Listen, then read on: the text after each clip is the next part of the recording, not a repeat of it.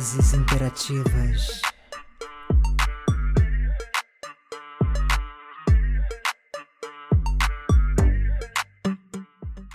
Olá, sejam todos bem-vindos e bem-vindas. Este é o Vozes Interativas, o meu podcast. Eu sou Ju Azevedo e todas as quintas a gente está aqui entregando conteúdo de qualidade para você. Já se inscreveu no canal?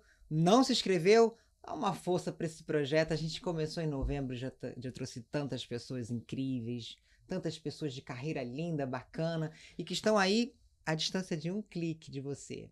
Na hora que você se inscrever no canal, ativa lá o sininho para você receber informações de vídeos, sabe, comida saindo do forno, aquele cheirinho de comida fresquinha saindo do forno, só para você. E o Voz Interativas Podcast tem uma super parceria com a Casal Monstro Suplementos, a melhor loja de suplementos do Rio de Janeiro, da minha amiga e atleta Lê Grimaldi. Lê, aquele beijo para você. Lá você vai encontrar uma infinidade de produtos, preços bons que eu garanto. Eu também sou cliente da Casal Monstro. E na sua compra você vai ganhar, sabe o quê? Uma consultoria dada pela própria Lê Grimaldi. Vai ficar de fora dessa? Não vai, né? Eles entregam para toda a Grande Rio e enviam para todo o Brasil. A gente vai deixar o link do WhatsApp aqui na descrição do vídeo. Vamos à convidada do dia.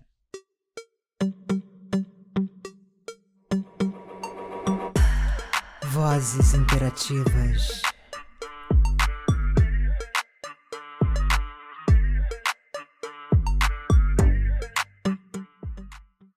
Tudo passa, tudo posso.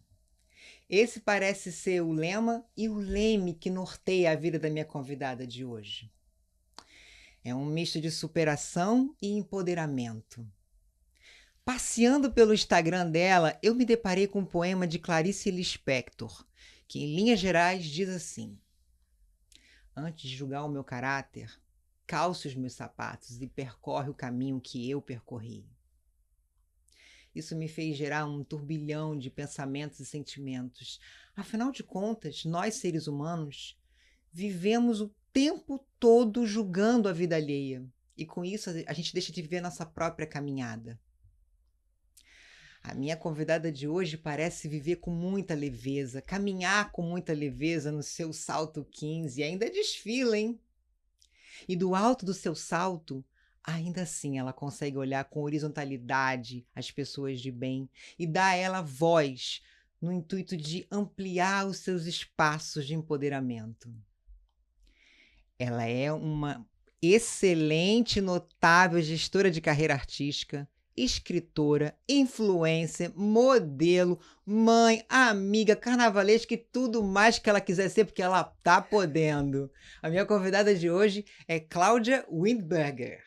Isso aí. Acertei prazer. o sobrenome? Acertou. Aliás, pode falar como quiser, porque a própria família discorda sobre a pronúncia. É um sobrenome alemão, que na verdade deveria ser Wildberger, Windberger. né? Mas como se escreve Wildberger, a gente deixa livre. Pode falar como quiser. Mas até eu acho que combina com você, Wild, né? Combina bastante. Há quem diga que sim. Então você se sente confortável, Super lisonjeada. confortável. Que Muito bom. confortável. E esse mantra, hein? Tudo passa, tudo posso. É exatamente nessa ordem, né? Exatamente. É bem curioso, eu adoro esse texto, na verdade é meu segundo mantra. O meu primeiro é: vou deixar de ser feliz por medo de ficar triste? Claro. Nunca vou deixar de ser feliz por medo de ficar triste. Vale sempre, a experiência sempre vale. Mas tudo passa, tudo posso, é muito importante. Porque realmente tudo passa. A felicidade passa, a tristeza passa, a doença passa, tudo passa. Tudo é impermanente, né? Tudo é impermanente. E quando a gente entende isso, a vida fica muito mais leve. E tudo posso é porque quanto mais a gente confia na gente, realmente mais a gente pode conseguir o que a gente deseja. E só sabendo disso é que a gente consegue realmente. Isso é maravilhoso, maravilhoso. Vai ser o meu mantra de vida agora. Que a partir ótimo, de agora. maravilha. Eu tenho tatuado no meu corpo. Eu sei. Quem sabe você se anima. Pois é, eu nunca tive assim essa intenção de fazer uma tatuagem no corpo, mas eu sempre pensei assim, se um dia eu fizer, tem que ser algo assim que eu não me arrependa. Eu sou de uma geração que as pessoas começaram a se tatuar muito, né, assim, eu fui adolescente nos anos 80. Uhum. E as pessoas se tatuavam muito. Naquela época tinha muito beija-flor, muito cupido, muita florzinha, muita onda, né, de surf, enfim.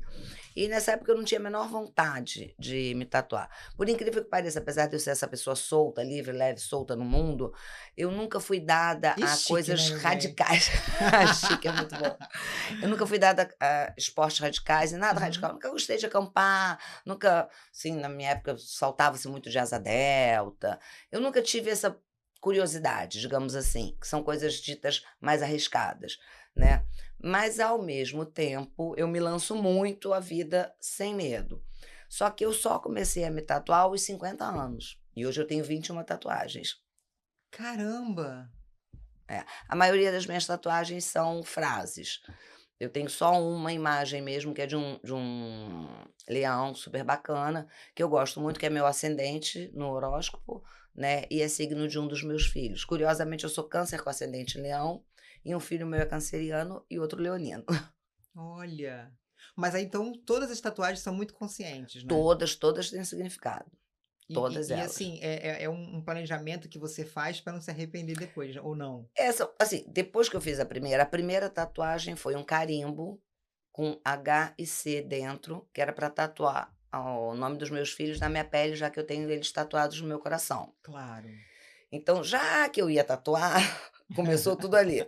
Eu fiz o carimbo, fiz uma cruz, fé e um gatinho aqui na nuca, porque eu sou gateira, adoro gato, já tive 8 gatos de uma vez só, hoje em dia só tenho um, que curiosamente se chama Gato. As pessoas questionam: "Mas gato, chamado gato?" É, mas tem um motivo, é gato com 2 T's. O pai dos meus filhos fez um personagem numa série de televisão lá nos idos dos anos 70, que o personagem dele era gato, então tem Ah, que toda legal. uma homenagem a ele também.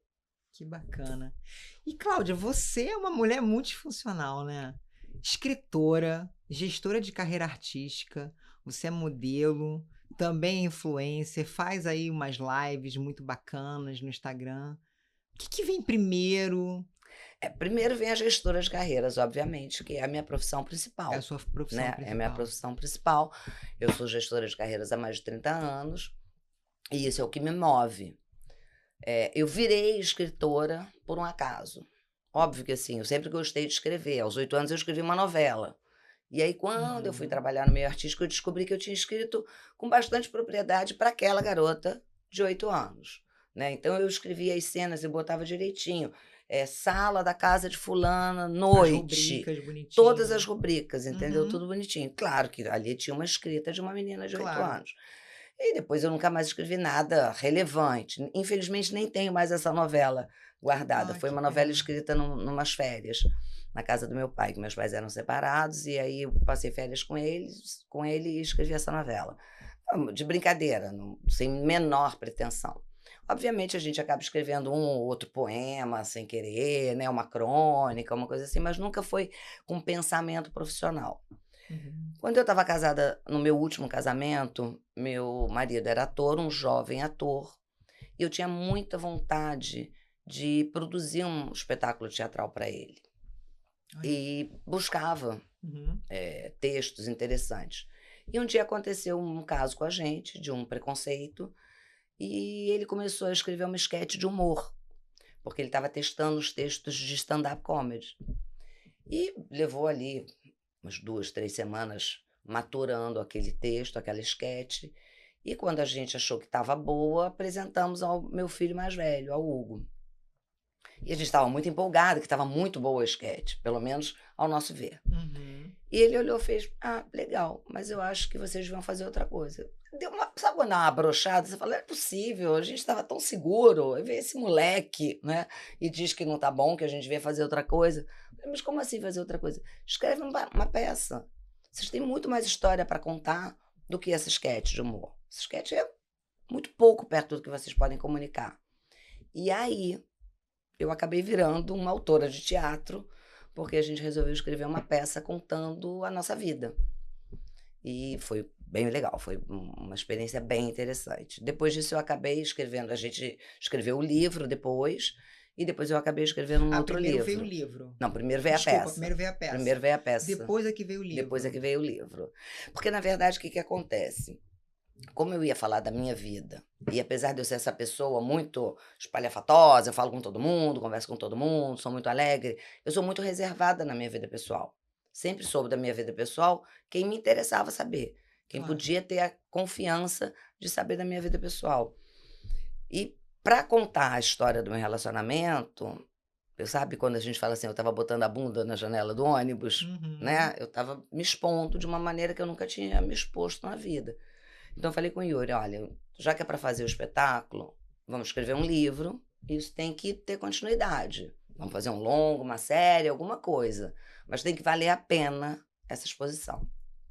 E assim, chega a ser um contrassenso, né? Numa sociedade que está batalhando pela inclusão, ainda ter esse tipo de preconceito, né? Sim, com certeza. Amor Mas não tem idade, gente. óbvio que não. Amor Não tem idade, não tem idade. sexo, não tem nada. Amor é amor. Né? Não importa a diferença de idade, o que importa é o sentimento.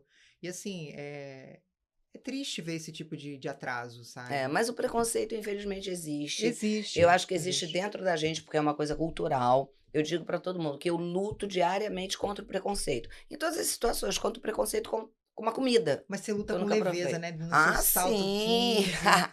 Não, sempre Né? com leveza. Minha vida é sempre com leveza. Eu sou uma pessoa extremamente positiva. Meu copo está sempre meio cheio. O que deu errado podia ter sido pior, então tá muito bom que foi assim. E se não podia ter sido pior, foi simplesmente um livramento. E tá tudo bem, entendeu? Tá tudo tranquilo. Ótimo. E a experiência desse espetáculo? Foram 4 temporadas, né? 4 temporadas. Foi muito Durante legal. um ano. Isso. Foi um sucesso Foi uma enorme. batida enorme, né? A gente só saiu de cartaz para dar um tempinho, aí veio a pandemia, enfim, aí as coisas, né, foram enrolando, mas eu tô com um projeto de voltar em breve. Com essa peça? Com essa peça. Que bacana, mas aí é um ex-marido? Não.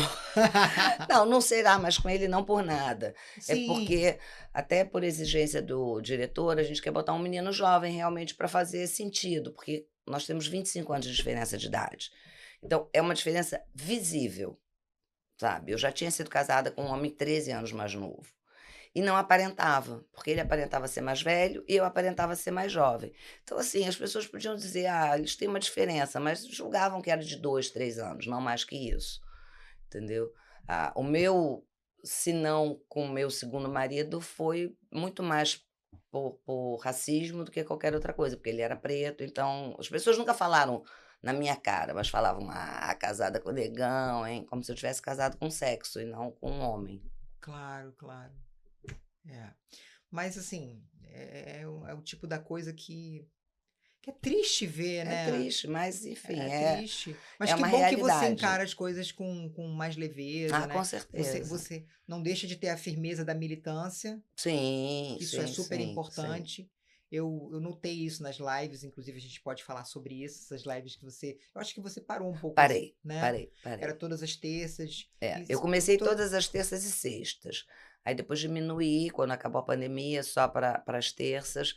Mas aí, assim, dá muito trabalho, você sabe, você faz um podcast, não é uma coisa fácil, parece que é só a gente sentar aqui, passar um batom e conversar, não é. Tem muita coisa envolvida. Tem muita coisa envolvida, você tem que pesquisar, fazer pauta, você tem que ter uma diversidade de convidados para ser interessante, para manter a tua audiência ali, né? Entregar conteúdo de muita qualidade, por mais que sei lá, 80% dos meus entrevistados eram pessoas que eu já conhecia anteriormente, muito bem ou não tão bem, mas que eu já conhecia, você sempre tem que fazer uma pesquisa muito maior, né? Fazer uma pauta muito coerente.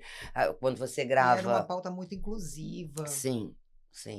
E você grava, mesmo que você grave, não seja ao vivo, no meu caso era ao vivo, mas você tem que tomar o cuidado de conduzir aquela conversa para que o teu entrevistado não responda uma coisa que você vai perguntar lá na frente e assim quebra a tua pauta, né? Enfim, dá trabalho, dá bastante trabalho. Dá trabalho, sim. Dá bastante mas trabalho. Era bem interessante essa questão da diversidade. Os temas eram muito inclusivos e eu achei muito interessante esse trabalho. Eu acho que você deveria dar continuidade. Nem que não fosse semanalmente. Sim. Ou que não fosse algo assim tão... que não tivesse, assim, sempre aquele rigor de acontecer num determinado momento. Quando você quiser mesmo, você, sentiu vontade de falar sobre transexualidade. Sim. Você faz um anúnciozinho, né? E pronto, faz. Muita gente me cobra a volta das lives. Eu acho muito interessante e muito bacana mesmo. É muito bacana, assim, é muito gostoso, é muito prazeroso, muito bom. E você é muito articulada, você é muito... Muito obrigada. A cabeça, assim, é muito arejada. Sim, isso é fundamental. Para mim isso é fundamental. Isso é fundamental, porque a gente realmente vive numa sociedade muito preconceituosa. E olha que a gente está inserido no mercado que é tranquilo, né? Porque o meio artístico é um pouco mais tranquilo. E eu tenho a sorte de ter uma família também bastante tranquila, então... Mas o povo não deixa barato. Não deixa. É realmente, assim, é uma pena, porque a vida é uma só, né? Sim. Então a gente deixa de viver de trilhar a nossa própria caminhada, a gente deixa de olhar para dentro da gente e fica ali se preocupando, julgando o outro. Acho uma perda de tempo. Eu sou o tipo da pessoa, como eu falei para você um pouco antes, né, do podcast, eu sou extremamente democrática. Eu sou uma pessoa, assim, muito flexível. A minha verdade é minha verdade. Sim. Não existem verdades absolutas. Sim. A sua verdade é a sua verdade. E mesmo que eu não comungue da sua verdade, eu tenho que respeitar. Afinal de contas, a tua verdade está inserida num contexto de criação, educação, as suas experiências de vida. Então, eu não posso julgar com a minha régua. Na introdução do meu segundo livro, eu falo, isso é apenas o meu ponto de vista. A nossa pergunta seguinte... Pra te fazer, eu me perdi. Será? Eu gostei desse será. Quebrou a expectativa. Exatamente. Fala aí dessa experiência. O que aconteceu? Logo depois que eu tirei a peça de cartaz, eu acabei me separando do Yuri. E eu me senti meio que traindo os fãs da peça, sabe? O grande público. Porque a gente tinha virado, assim, o casal exemplar. A gente foi a todos os programas de televisão, deu entrevista para todos os canais, para todas as mídias, saiu em todas as mídias impressas. Então virou meio que uma referência, sabe? As pessoas, nossa, a Cláudia e o Yuri, enfim. Era uma coisa muito de referência, que casal lindo, que casal perfeito. E a gente vai e vem com essa bomba de se separar. Depois de 7 anos de união. Que hoje em dia... Por incrível que pareça, é um bom número. 7 anos é um bom tempo de relação. Claro que ninguém casa para separar. Numa era de amores líquidos, 7 anos é uma eternidade. É uma eternidade. Então, eu fiquei mal, entendeu? Claro que você fica mal por si só pela separação, mas assim, eu fiquei mal, me sentindo mal perante as pessoas mesmo. E aí a gente vai analisando como é que você vai conduzindo a sua vida, o que foi acontecendo... E quando eu digo pra te fazer eu me perdi, é porque eu acho que assim, a gota d'água da minha relação ter acabado foi, por incrível que pareça, o espetáculo. Que isso, achei que tivesse sido a pandemia. Não, nós nos separamos um pouquinho antes da pandemia. Tá. Foi o espetáculo. Por quê? Eu virei uma produtora teatral, eu nunca tinha produzido teatro, eu tinha produzido assim, nunca tinha produzido, já tinha sido coprodutora, meio que mais para ajudar alguns espetáculos do que mesmo para ser a produtora. Então, eu virei uma produtora de um grande espetáculo, sabe? O espetáculo era um espetáculo riquíssimo, foi um espetáculo que teve um custo alto, enfim. E eu tive que me dedicar muito para isso. E a gestão de carreiras não parou, a minha vida não parou, né? Então, assim, eu coloquei mais um job, mais um trabalho pesado no meu dia a dia. Então, você imagina, eu já estava casada há 6 anos e meio. Eu sempre trabalhei muito. Também era empresária do Yuri, porque não tem como você ser casada com um ator, ser gestora de carreiras e não ser empresária da carreira dessa pessoa, né? E a coisa ficou muito intensa e muito sem tempo para a relação, por incrível que pareça, por mais que a gente estivesse falando do nosso amor. Entendeu? Eu não tinha tempo para nada. Ele também não tinha muito tempo, porque ele também escreveu comigo e acabou se envolvendo na produção. Então, eu acho que foi assim, a gota d'água. Não foi isso que terminou. Esse texto, o primeiro... O Vou Deixar de Ser Feliz Vou Deixar, ele foi escrito a 4 mãos. Foi escrito a 4 mãos. Foi escrito a 4 mãos. Na verdade, assim, ele publicamente ele assina sozinho. É isso. Porque eu não tinha o menor interesse de ser autora Te coloca como uma também. musa inspiradora, Porque assim. mas assina sozinho. Exatamente. Mas foi escrita a 4 mãos. Mas aí já depois do fim da relação, esse último, então, você escreveu sozinha, 2 mãos. O outro livro eu escrevi sozinha, porque aí eu falava, realmente, eu Como começo. é que foi esse processo para você? Foi doloroso? Assim, Foi libertador ao mesmo tempo? escrever o livro foi libertador. Eu escrevi o livro de tacada. Eu achei que eu não ia ter tempo para escrever o livro. É uma peça também? Então, a ideia é virar um Ou é um conto? espetáculo, mas eu não tive tempo ainda É de adaptar. dialogado? Eu não tive tempo de adaptar ainda, precisa ser ainda adaptado. Precisa sim, ser sim, sim. adaptado. Porque o próprio livro do Vou Deixar de Ser Feliz por Medo de Ficar Triste, a gente tentou fazer um livro também didático. Ele tem a primeira parte, é o Yuri, que conta como nós nos conhecemos e toda essa brincadeira, porque sempre houve uma brincadeira dele dizer que foi de uma maneira e eu de outra. Isso sempre foi muito curioso. E aí ele conta tudo isso até chegar na peça, e a segunda parte do livro tem o texto todo do espetáculo, croquis de figurino, mapa de luz, de palco, cenografia. Então, é também um livro bem interessante para estudantes de teatro, né, de artes cênicas como um todo, enfim, é bem bacana. O segundo não, o segundo eu escrevo como uma forma de libertação. Mas assim, me deu vontade de escrever, mas eu achei que eu não ia ter tempo. Então eu cheguei a consultar um conhecido meu, que é ghostwriter, e falei com ele, eu quero que você escreva para mim. Eu vou gravando, te dizendo o que eu quero que escreva, e você escreve.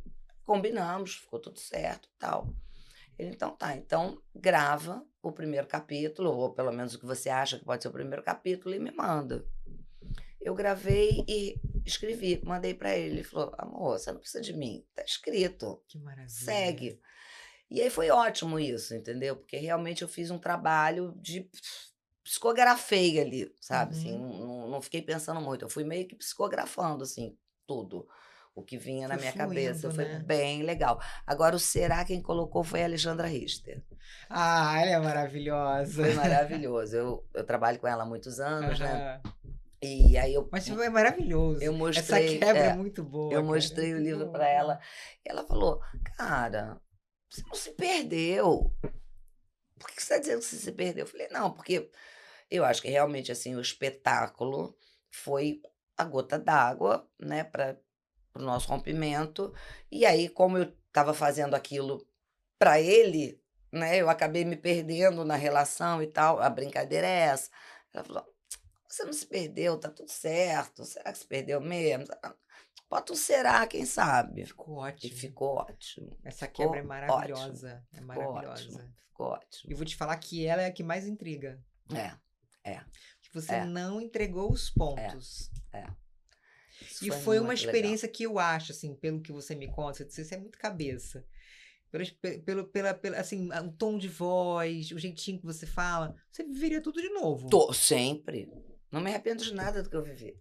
De nada do que eu vivi. Inclusive, um dia desses, foi a reinauguração do Teatro Carlos Gomes e teve o prêmio APTR.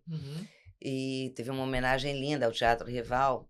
E a Ângela Leal deu um depoimento super bacana. E ela viveu, né, anos 70, final dos anos 60, anos 70, militância, barra pesada, né? Pesada. Muito longe do que a gente acha, que nossa, a gente é danada. Nossa, danada era eles naquela época. Os heróis da resistência. E aí ela fala, e se vocês me perguntarem se eu me arrependi, se eu faria tudo de novo, sabe o que eu vou dizer? Aí todo mundo, não me arrependo. Ela, claro que eu não faria tudo de novo. Aí todo mundo, oi? Como assim? Ela falou, porque já está feito. É muito legal, né? Maravilha. É muito bacana isso. Muito. Eu fiquei muito impactada com isso. Mas sim, já está feito, mas eu faria tudo de novo, sim. Quer dizer, eu viveria tudo de novo e vivo a minha vida dessa forma, sabe? Eu não tenho realmente medo. Óbvio que eu não sou uma desmiolada, né? Eu sou uma mulher com bem mais de 50 anos, então assim, eu não posso também sair fazendo qualquer coisa da vida, mas eu não tenho medo de nada. Entrego meu coração, me entrego às amizades, não tenho o menor problema. Você é intensa, né? Graças a Deus. E por isso eu sou feliz, muito feliz. É uma intensidade mesclada com a leveza. Sim, exatamente. Por isso que dá certo também, porque também é uma pessoa que é muito intensa, se não for leve... é fatalista. Não, longe de ser fatalista. É negativa. Não, uma pessoa, eu digo, quando uma Sim, pessoa quando é muito intensa. muito visceral nas coisas, tem que ter essa quebra da leveza. Tem, com E certeza. você faz essa mescla. Graças a Deus. Agora, mudando de assunto rapidamente, vamos falar um pouquinho sobre essa sua profissão de gerenciamento de carreira. Eu sempre tive um pouco de dúvida em relação à distinção entre um gerenciador de carreira e, por exemplo... Ai, desculpa, é primária a minha dúvida. Imagina. Mas qual é a diferença entre um gerenciador de carreira e um agente? E o empresário também. O que acontece é o seguinte. Tem pessoas que atendem demandas, fazem as contratações, negociam com o mercado as contratações. E tem pessoas que cuidam da carreira, que programam a carreira, que planejam a carreira de um artista. Então, essa é a minha função. Eu negocio, obviamente, com o mercado, porque é um dos braços do meu trabalho, do meu negócio. Mas eu, junto com os meus talentos, eu planejo a carreira. Onde nós queremos chegar? Qual é o caminho que nós precisamos traçar para chegar nesse lugar? Entendeu? Eu não fecho só negócios artísticos ou comerciais. Negócios artísticos são novelas, séries, filmes, espetáculos teatrais. Comerciais são publicidades, né, eventos corporativos, enfim, palestras, mestre de cerimônia, mesas de debate. Eu não faço só isso, eu faço também isso, mas eu planejo carreiras. Então eu sento com você e falo, onde você quer chegar? E aí a gente junto vai entender qual o caminho, em que você precisa se especializar, como você vai se apresentar ao mercado em todos os sentidos, né? Qual é a sua postura, enfim, tudo. Que interessante. E o empresário também... O agente, ele negocia com o mercado. Mas e o empresário? O empresário faz uma gestão de carreiras. Ah, tá. Então entra no gestor de carreiras. Isso. Mas essa função do empresário, ela seria mais adequada para um profissional que já tem uma certa imagem, um certo nome, que já é consolidado no mercado? Você não pode ter um agente para te vender no mercado se você não tem um mínimo de trabalho realizado, porque ele precisa te apresentar como um profissional. Mas não pode te apresentar como um novo talento? Pode, mas aí é preferível você ter um gestor de carreiras que vai te moldando e te levando para algum lugar. Tá, mas assim, o gestor de carreira, ele trabalha desde um jovem talento. Jovem talento não quer dizer que seja jovem na idade, tá? Um jovem talento quer dizer que seja jovem na profissão. Claro. Até um talento consolidado nacional e internacionalmente. Entendi. E qual que é, assim, a vantagem, as vantagens e as desvantagens de você ter uma exclusividade? Bom, eu só trabalho com exclusividade porque a nossa remuneração, ela é feita pelo resultado. Pelo resultado. Entendeu? Então, eu não posso trabalhar uma carreira que você tem muito trabalho que não é remunerado. Aí, na hora de fechar um negócio, a pessoa fecha sozinha. Existe muito, principalmente no Brasil, diretores que vão direto ao artista para fazer os convites. Entendeu? O diretor de uma novela vai ligar direto para um artista, óbvio que quando o artista já é mais renomado. Isso. E vai fazer um convite. Aí ele, não, Cláudia, consegui direto. Nossa, obviamente, ele foi direto em você. Mas você chegou até ali porque nós trabalhamos juntos. Traçamos metas, para que você chegasse até ali. E tem esse conflito, entendeu? Às vezes rola esse conflito? Se você não tem exclusividade, pode rolar. Pode rolar. Não, mas mesmo quando tem a exclusividade, a pessoa diz, não, mas eu veio direto em mim. Não, quando tem exclusividade não, porque tá tudo muito... Amarradinho. Tudo muito amarradinho. Ah, entendi. E como é que se faz um planejamento de carreira assim bem elaborado? É possível fazer esse planejamento aqui no Brasil? Tá sendo possível viver de arte no Brasil? Viver de arte sempre foi bastante difícil, né? Mas é sempre possível. Sempre é possível, mas a gente está num momento bem delicado, num momento de transição muito grande, porque desde que a gente não está num momento de efervescência pós-pandemia?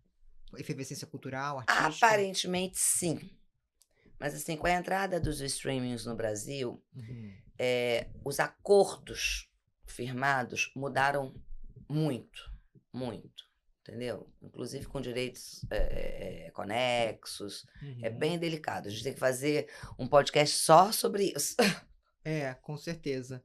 Mas então não tá nesse lugar de Não, efervescência, tá num lugar de efervescência. mas de Tá mudança, bom. de transição, né? Tá bem melhor do que no governo passado, que inclusive, além de ser um governo que não era tão favorável à cultura, pegou uma parte grande de pandemia, então foi uma época muito difícil. Mas hoje em dia tá bem melhor, mas ainda assim tá longe de tá bom. Tá longe, né? Tá muito longe de tá bom.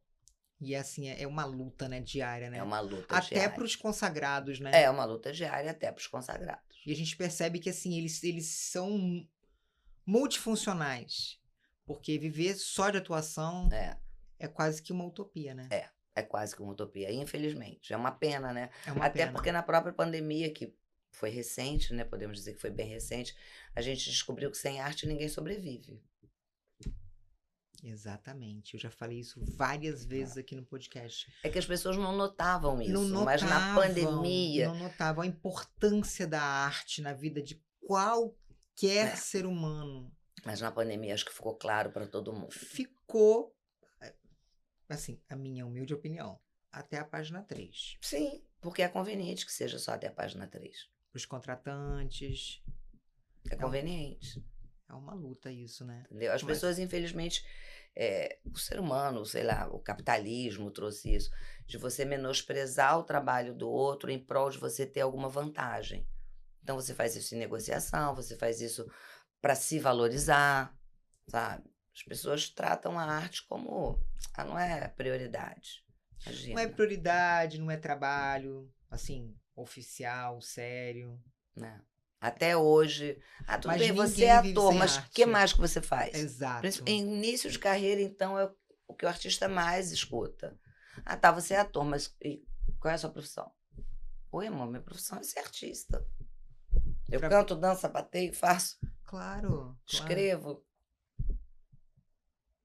As pessoas têm esse preconceito mesmo. Tem. E é triste isso, né? Porque, como você falou, ficou realçado na pandemia. Totalmente. Quando a gente se viu naquele período de lockdown que todo mundo achou que ia durar 15 dias. Eram só 15 dias. Só 15 dias. E foi quase um ano inteiro dentro de casa. Fácil. E mesmo com esse realce da importância da arte, ainda existe esse abismo, né? Não é uma profissão formal. Sim. Aí a gente começa a discutir milhões de coisas, leis de incentivo, tudo. Por mais que você fale, eu assim, já parei de defender para quem não conhece, não é nem para quem é contra, para quem não conhece. Porque não adianta muito, entendeu? Quando você explica que a conta fecha positivamente para a sociedade, as pessoas duvidam. Mas é matemático. Entendeu? A isenção de imposto que você tem para a cultura, ela retorna para a sociedade de uma maneira absurda. Você ganha X e devolve 2X, porque você devolve em geração de empregos, em um monte de coisa. E toda numa economia que está ao largo. A pessoa vai ao teatro, depois ela sai ao menos para tomar um chopp ou um suco. A maioria sai para comer uma pizza ou jantar. Sabe? Então, assim, você é uma cadeia enorme econômica que está sendo movimentada, sabe? É impressionante, mas as pessoas não conseguem ter essa abrangência. Fora que sai de lá com uma riqueza, né, cultural, sim, né? Vai só ampliando aí o seu repertório cultural, o seu repertório de vida. Mas é difícil. É difícil. Mas a gente continua. Mas eu acho, assim, que é uma das profissões... Claro, eu acho que a pessoa, quando faz com dedicação, ela consequentemente, ela ama o que faz. Sim. Mas eu sinto, assim, um brilho nos olhos do artista. Sim. Fazendo sabe, a sua arte acontecer. Um brilho diferente. Não querendo comparar com o brilho de outras profissões, mas é um brilho diferente. Porque é suado, é sofrido, mas é muito amado, tem muito amor envolvido. A gente tem esse contato, entendeu? A gente consegue ver no artista essa resposta. Mas você imagina um neurocirurgião quando termina uma cirurgia bem-sucedida. A felicidade, a paz de espírito, a certeza de conseguir realizar. Entendeu? E é sofrido, porque a maioria deles infelizmente, não tem sucesso nos procedimentos, porque já pegam casos que não tem muita solução, entendeu? Então, eu sempre brinco. Eu tenho uma amiga que ela estava em dúvida entre estava fazendo medicina e ia para época de especialização, ela estava em dúvida se ela fazia cabeça e pescoço, ou se ela faria cirurgia plástica. Eu falei, moça, quer ser feliz ou quer ser deprimida? Vai fazer cirurgia plástica. Você vai perder muito paciente fazendo cabeça e pescoço, entendeu? E como é que você vai lidar com isso? Claro que tem que ter quem faça cabeça e pescoço. Eu estava defendendo ali uma pessoa que eu gosto, defendendo no meu ponto de vista. É só o meu ponto de vista, entendeu? Na cirurgia plástica você consegue salvar pessoas, né, que nasceram com defeitos congênitos, que sofreram acidentes, que se queimaram, enfim, milhões de coisas. E consegue fazer um monte de gente realizar sonhos, né? Ela é híbrida, né, a cirurgia plástica. Ela tem essa obrigação de meio. Com certeza. Mas ela também tem na parte eletiva, estética, ela tem uma obrigação de resultado. Sim. Ela tem que entregar o resultado. Sim. Muito embora possa acontecer alguma intercorrência, e acontece muitas, por parte, né, do organismo da pessoa, mas ela tem esse compromisso com o resultado, né, de entregar o resultado. Exato. Através de um estudo minucioso que ela faça, né, com uma investigação prévia junto com o paciente. É uma arte. É outro tipo de arte, né? Eu, assim, você tá falando de especialidade, né? Comentar com você aqui. Há um tempo atrás eu tava de olho num carinha e ele é ortopedista. Aí eu fui olhar o Instagram dele e falei assim, que interessante. Ele é especializado em mãos, trauma, defeitos congênitos de mão. Normalmente o ortopedista vai pro joelho, né? É muito curioso, né? Não, que coisa bonita, assim, sabe? Uma parte delicada do corpo, né? É muito legal. Eu não sei, eu senti, assim, uma delicadeza. Não só...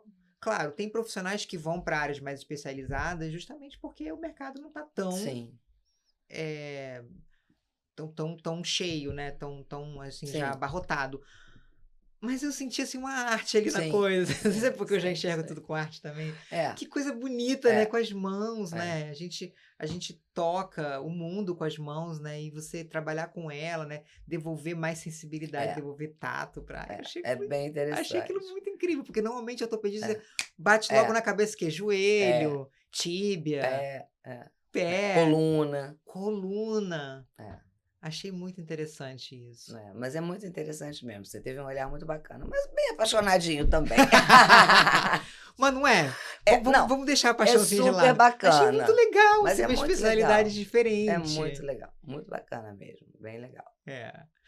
Mas mudando de assunto, você chegou a ver aquela entrevista que a Alice Braga deu para a revista Trip, falando sobre os números, essa onda de influencer? Você sabe que ela é minha sobrinha, né? Ela é sua sobrinha? A Lili é minha sobrinha. Quer dizer, não minha sobrinha de sangue. Eu fui casada, o pai dos meus filhos é tio dela. Que maravilha, cara. Grande atriz. Ela é maravilhosa. É uma família, aliás, bem artística. É, uma família bem artística. Da geração dos pais dela, né, da mãe dela, são 7 irmãos. E a maioria envolvida. A Sônia é tia, né? A Sônia é tia, irmã do pai dos meus filhos. Não, deixa eu falar uma coisa bem chique aqui pra você e pra vocês. Eu encontrei essa mulher em Nova York. Ai, que maravilha. Sônia Braga. Sônia uma loja de tênis, cara. Que mulher simples. Eu ia falar isso, estava totalmente despojada, né? Totalmente, igual a mim. Sônia só pode ser vista no glamour simples, se tiver em festas. Mas nos trajes, mas simples no comportamento, conversando com os vendedores. Aí peguei, troquei uma ideia com ela, pedi a opinião dela. O que você acha? Isso aqui? Olha, eu gostei desse daqui. Ela dando opinião, assim, sabe? Maravilhosa. Ela é ótima. Ela é ótima mesmo. E grande atriz, né? Sim, super bem reconhecida lá fora, né? Sim. E a Alice também. A Alice tem essa carreira internacional já há bastante tempo. Já há bastante tempo. É isso. Consolidada. E ela falou com uma certa, sabe, um tom de revolta, porque ela tomou para ela essa dor. Sim. Porque hoje em dia parece que o fazer artístico tá ficando aquém dos números, do algoritmo. Sim.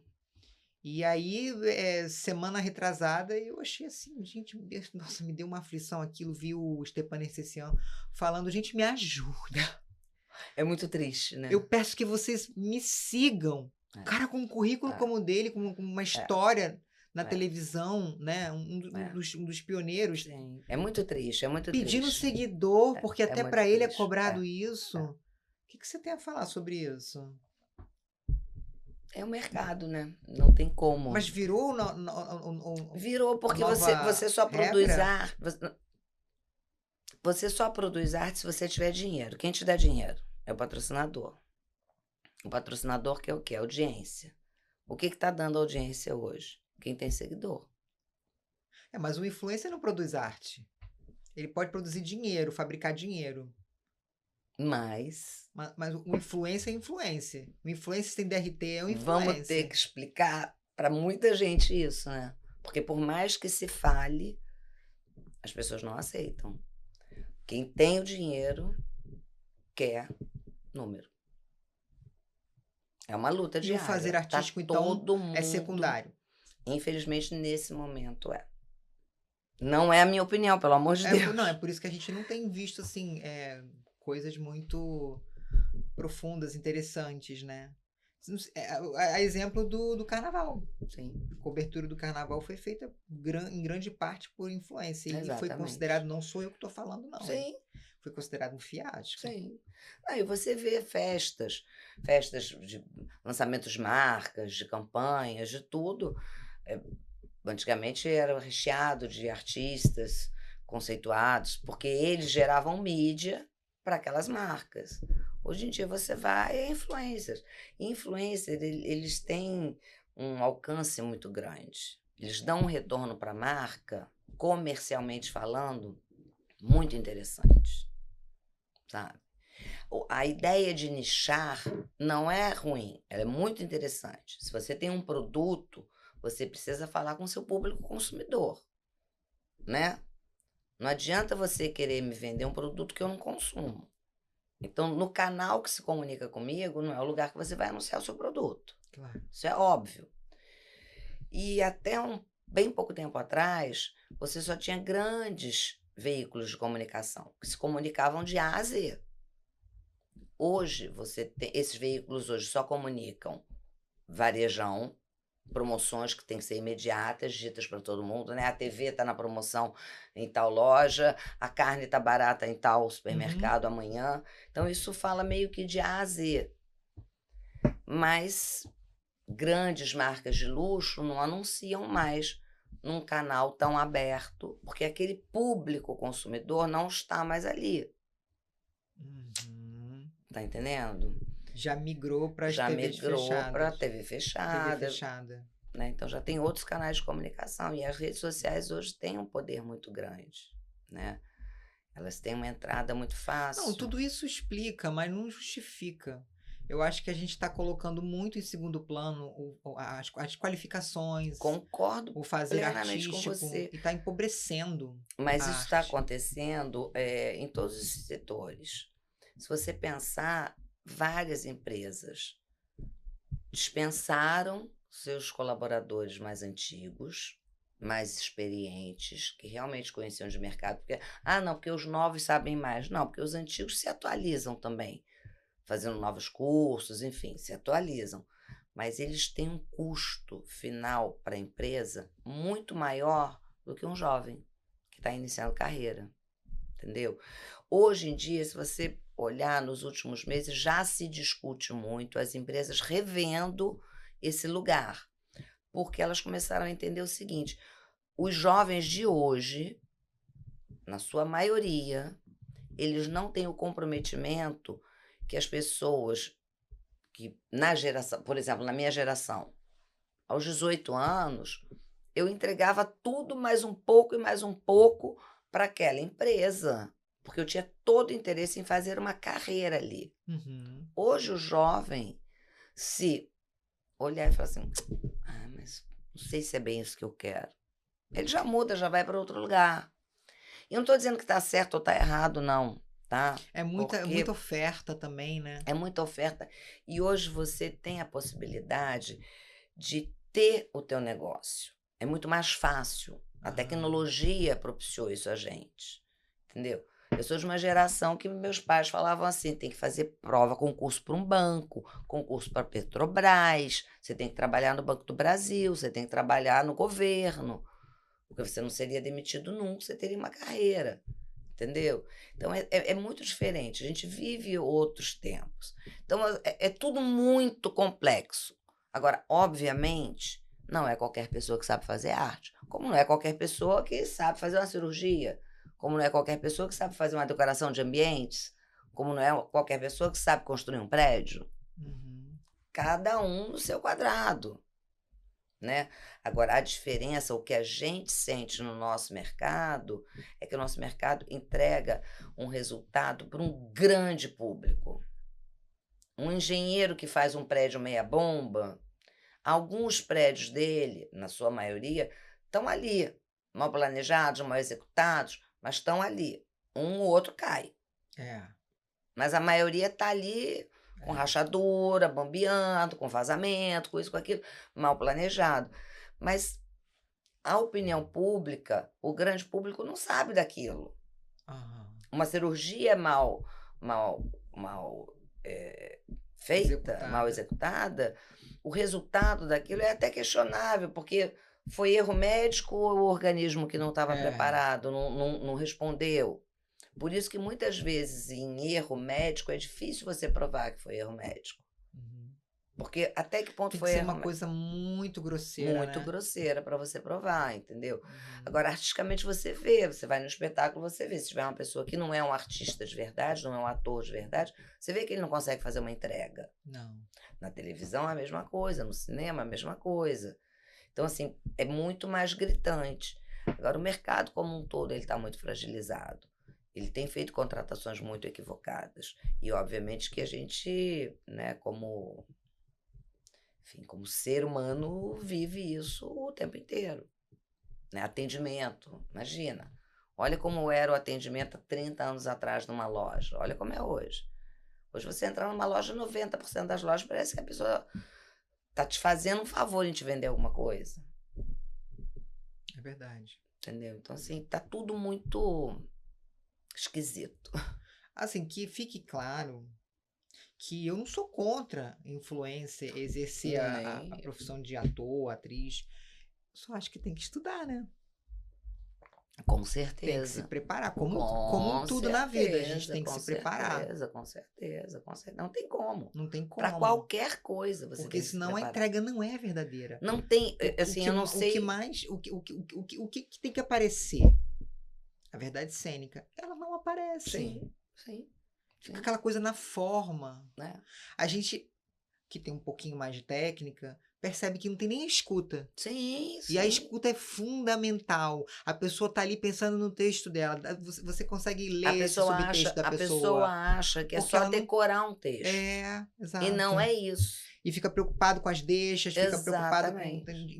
em não perder o próprio texto. Exatamente. Com isso ela não vive a cena, porque não tem escuta. A escuta não tá ativa. E não tem experiência mesmo. Que eu digo assim, logo que eu vim morar sozinha, e desde pequena eu fazia isso, mas quando eu vim morar sozinha, isso ficou muito gritante em mim.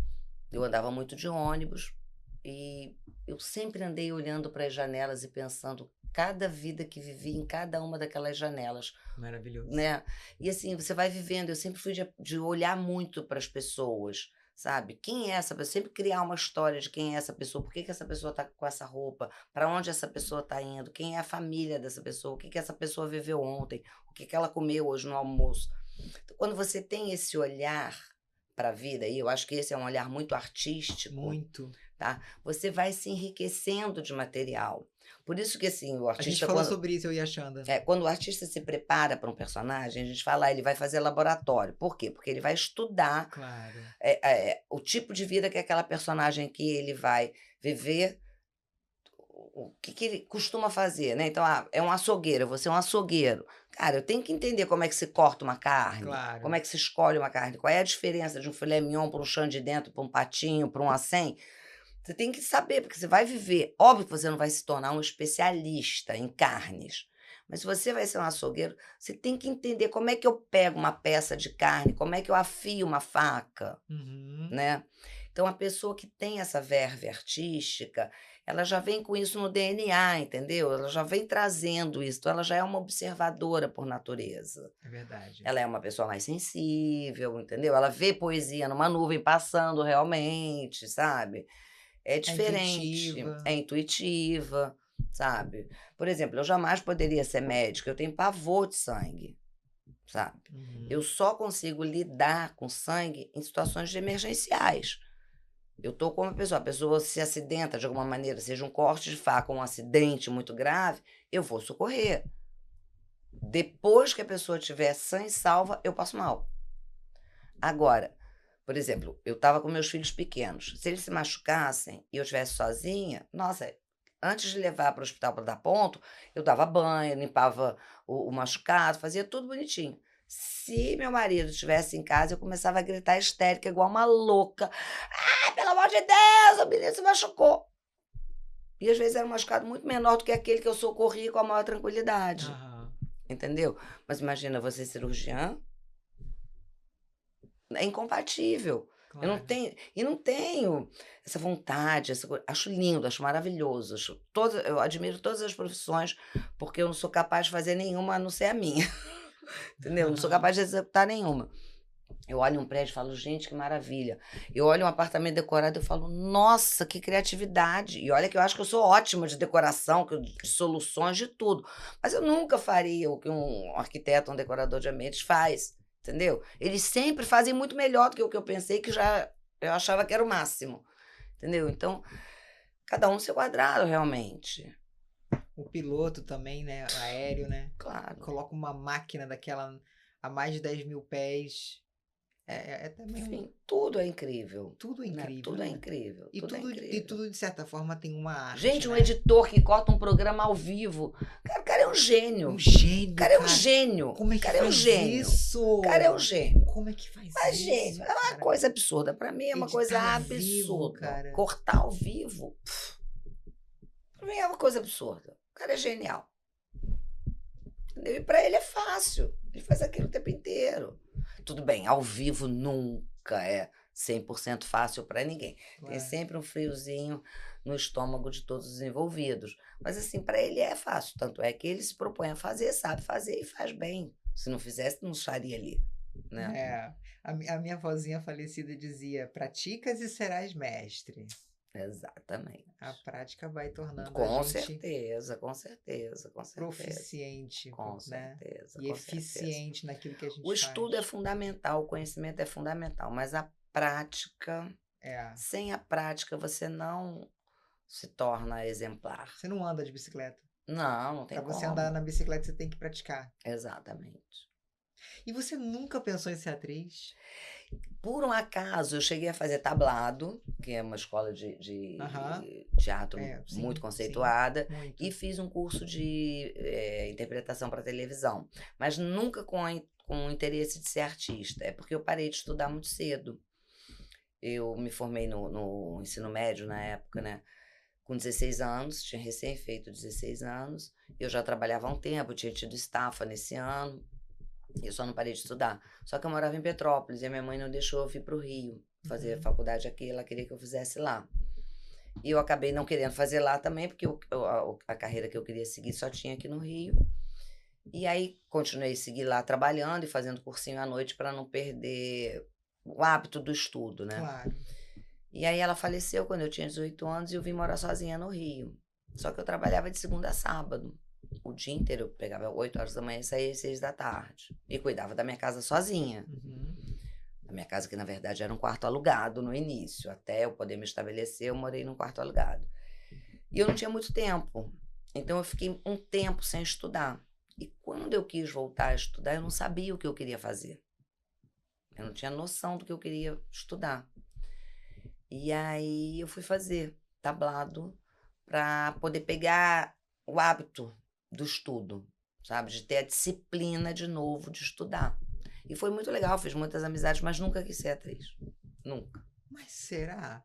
Nunca. Você poderia ter pego o hábito de estudar através de outros cursos, outras ramificações aí. O que eu entendo é o seguinte, eu sempre fui, é o que eu te falei. Ou você acha que isso também encorpa a gente que você é, a gestora de com carreira? certeza isso encorpa, com Mas certeza. não era a tua intenção. Mas não era a minha intenção, Claro. não era a minha intenção. Mas, por um acaso, foi por conta desse caminho que eu acabei virando uma gestora de carreiras. Facilitou. Entendeu? Foi por conta disso. Porque aí eu fui trabalhar com produção artística, produção de elenco. E aí, com produção de elenco, eu acabei me tornando uma gestora de carreiras, entendeu? Mas, assim, eu acho brilhante a profissão. Acho que talvez eu até tenha um pouco de talento e com a prática eu pudesse ser ali uma atriz mediana. Mas eu nunca...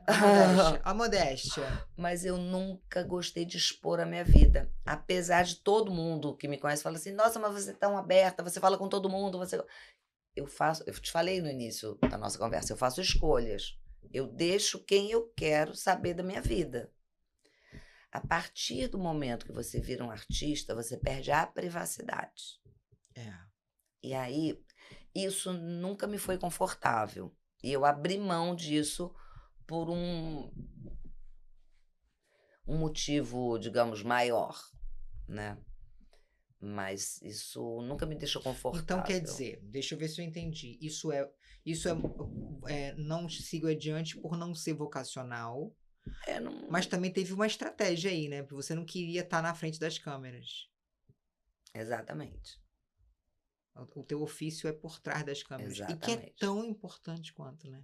Sim, com certeza, é fundamental. O ator tem que ter essa consciência. Não, e sem a equipe toda que envolve uma apresentação artística, né? Quem leva ele Pode até ser um lá... monólogo, tem uma equipe por trás. Exatamente. E não acontece. Exatamente.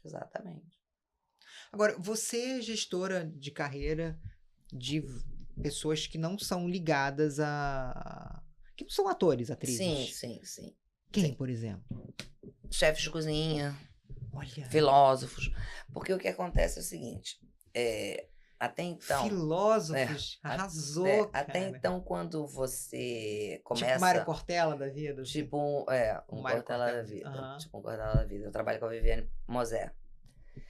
O que acontece? Até então, a carreira de empresário, de agente, ela não existia no Brasil, né? Os empresários, quem cuidava da carreira dos artistas era a mãe, o tio, o marido, um irmão, sabe? Isso foi construído muito na época que eu comecei também. Foi tudo muito ali meio junto. Não fui eu, mas aquilo veio meio que da minha época, entendeu? As pessoas que tinham um escritório, que eram agentes de modelos, de atores, mas que eram agentes, não faziam literalmente gestão de carreiras. E aquilo foi tomando um vulto. E aí, como é que eu viro empresária de chefes de cozinha também? Quando os chefes de cozinha começam a apresentar programas de televisão. Então, eles viram apresentadores. Então, eles têm uma demanda artística. Tipo um Edu Guedes. Exatamente. Eu comecei a trabalhar com a Flávia Quaresma, que foi a primeira chefe de cozinha que teve junto com a Alex Atala, o Mesa para Dois no GNT. Porque até então tinham essas cozinheiras que eram tipo Palmeirinha, sabe? Que eram cozinheiras que faziam comida, quadros em programas, né? E faziam receitas e tal. Mas não tinha assim um chefe de cozinha que era dono de um restaurante, que era uma pessoa, né, com outro status, que estava em outro lugar, que tinha estudado fora, que tinha feito, apresentando um programa de televisão. Então, quando começa a surgir isso... colocou essa profissão num patamar bem mais interessante, né? Colocou. Programas, acho que deram esse destaque. Tangibilizou muito, né? Porque visibilizou, esses grandes... né? Ficou tangível, né? As pessoas começaram a conhecer. Eu vejo as pessoas... eu conheço várias pessoas que acabaram indo para a culinária. Sim, incentivadas. Acho que muito motivadas, né? Por esses programas. Muito motivadas. Deu uma glamourizada também, né? Deu. Os grandes chefes, normalmente, eles não dizem que são chefes de cozinha, eles se designam cozinheiros. Você conversa com todos esses grandes chefes, eles falam, eu sou cozinheiro. Eu sou cozinheiro. Mas né? Sou cozinheiro. É porque chefe de cozinha é cozinheiro, só que é glamourizado, é um termo glamourizado. Então, eles gostam, pelo menos aqui no Brasil, de botar o pé no chão e falar, não, eu sou cozinheiro. Mas você também é empresária da apresentadora do RJTV? Sou empresária de alguns apresentadores. Trabalhei alguns muito tempo com a Fernanda Gentil também, trabalhei Então muito você tempo. também vai pro lado do jornalismo. Sim, sim, sim, sim. Maravilhosa! Não fica ali só no É, métier ali dos é. atores, né? É interessante. Isso no lado comercial, principalmente, é muito interessante, porque você vai retroalimentando, sabe? Aham. Comercialmente falando, então, com meus eventos corporativos. Eu tenho um evento que me pedem um apresentador de televisão para ser mestre de cerimônia. Aí eu consigo vender meus palestrantes, eu consigo vender um artista para também ser mestre de cerimônia. Então vai retroalimentando, sabe? É muito bom. Ter um leque assim mais abrangente, comercialmente falando, é bem interessante. E você trabalha com novos talentos? Trabalho. Eu não trabalhei durante muitos anos, mas trabalho pouco. Eu tenho um casting bem reduzido. Aliás, o meu casting como um todo é um casting reduzido. Eu não tenho um número absurdo, exclusivo, porque eu não né? dou conta de ter tanta gente assim, porque eu trabalho muito de frente. Mas eu tenho um grupo pequeno e isso eu comecei a ter esse grupo por conta do meu casamento. Porque não justificava eu cuidar só da carreira do Yuri, entendeu? Porque é um outro tipo de comunicação com o mercado que eu tenho que fazer, é um outro tipo de venda, é um outro tipo de apresentação. É completamente diferente. E é uma construção de carreira muito Tá desde o abrindo caminhos, iniciozinho, né? abrindo caminhos Com mesmo. os outros você já tem um caminho já Por mais que eu abra o caminho constituído. com os outros, eu não preciso explicar tanto quem é aquela Sim. pessoa. Eu preciso mais dizer por que ela se encaixa na demanda que o meu contratante tem. Eu vendo Perfeito. como é que se encaixa. Agora, com o jovem talento, eu tenho que realmente vender o meu peixe. Eu tenho que explicar que peixe é aquele, qual é o sabor que ele tem e como eu posso ornar ele no prato. Combinar mais com arroz, difícil, com uma então? massa. É mais difícil. É mais difícil. É mais difícil. Mas também, assim, eu acho que tudo tem Até porque a gente dois volta lados. naquele lugar dos números, de precisa ser famoso, precisa fazer a Sim, sim. entrega. E Entendeu? assim, quando eu pergunto se é mais difícil, um novo talento, você está vendendo literalmente, né, o seu peixe, né? Sim. Mas o talento já consolidado, que você está tentando vender para uma determinada demanda, tem assim uma dificuldade pelo nome, pela adequação. Pô, mas acho que isso aqui, fulano aqui, não sei, eu acho que não se adequa bem, pode ser que não caia bem para a imagem. Quando Não sei se você eu estou sendo quando clara. você conhece bem o teu Isso também talento, e é necessário você conhecer bem os talentos que você está trabalhando, né, esses artistas, quando você conhece bem eles, você sabe o que eles têm desejo naquele momento de realizar, né? Quais são os caminhos que eles estão buscando. Você precisa conhecer o mercado para saber qual é a demanda do mercado, o que o mercado está demandando, o que ele está precisando, né? Quais são os roteiros que estão aí sendo pré-produzidos, que vão começar a ser escalados, para você entender qual é a adequação. São muitos fatores, né? E aqui no Brasil a gente ainda tem um problema, que até bem pouco tempo, e hoje em dia uma parte significativa das pessoas acreditam ainda que pequenas participações não são valiosas. E eu tenho uma visão completamente diferente, porque eu acho que dentro de algumas obras, não são todas, mas dentro de algumas obras tem participações muito importantes, muito decisivas para aquela obra, de personagens que estão ali para fazer um marco muito interessante e tem uma construção da personagem muito bacana, que eu acho que vale a pena um artista já realmente muito consagrado fazer aquela participação. A gente melhorou muito com essa visão, mas ainda tem aí uma certa parcela do mercado que acha que é muito pouco para mim, sabe? Mais pela dimensão, né? Do que pela importância do papel. Exatamente. E não sei, assim, eu acho isso tão. Eu não sei. Eu acho isso irrelevante. Porque às vezes você vê uma novela, por exemplo, né? Onde o protagonista se destaca muito menos que um coadjuvante que tá Exatamente. roubando a cena. Exatamente. Tá na boca do povo. Eu vou te dizer que a minha maior dificuldade até hoje é julgar, avaliar, digamos assim, julgar é uma palavra errada, desculpa, avaliar roteiros. Exatamente por isso. Às vezes você lê um roteiro genial e ele é muito mal executado.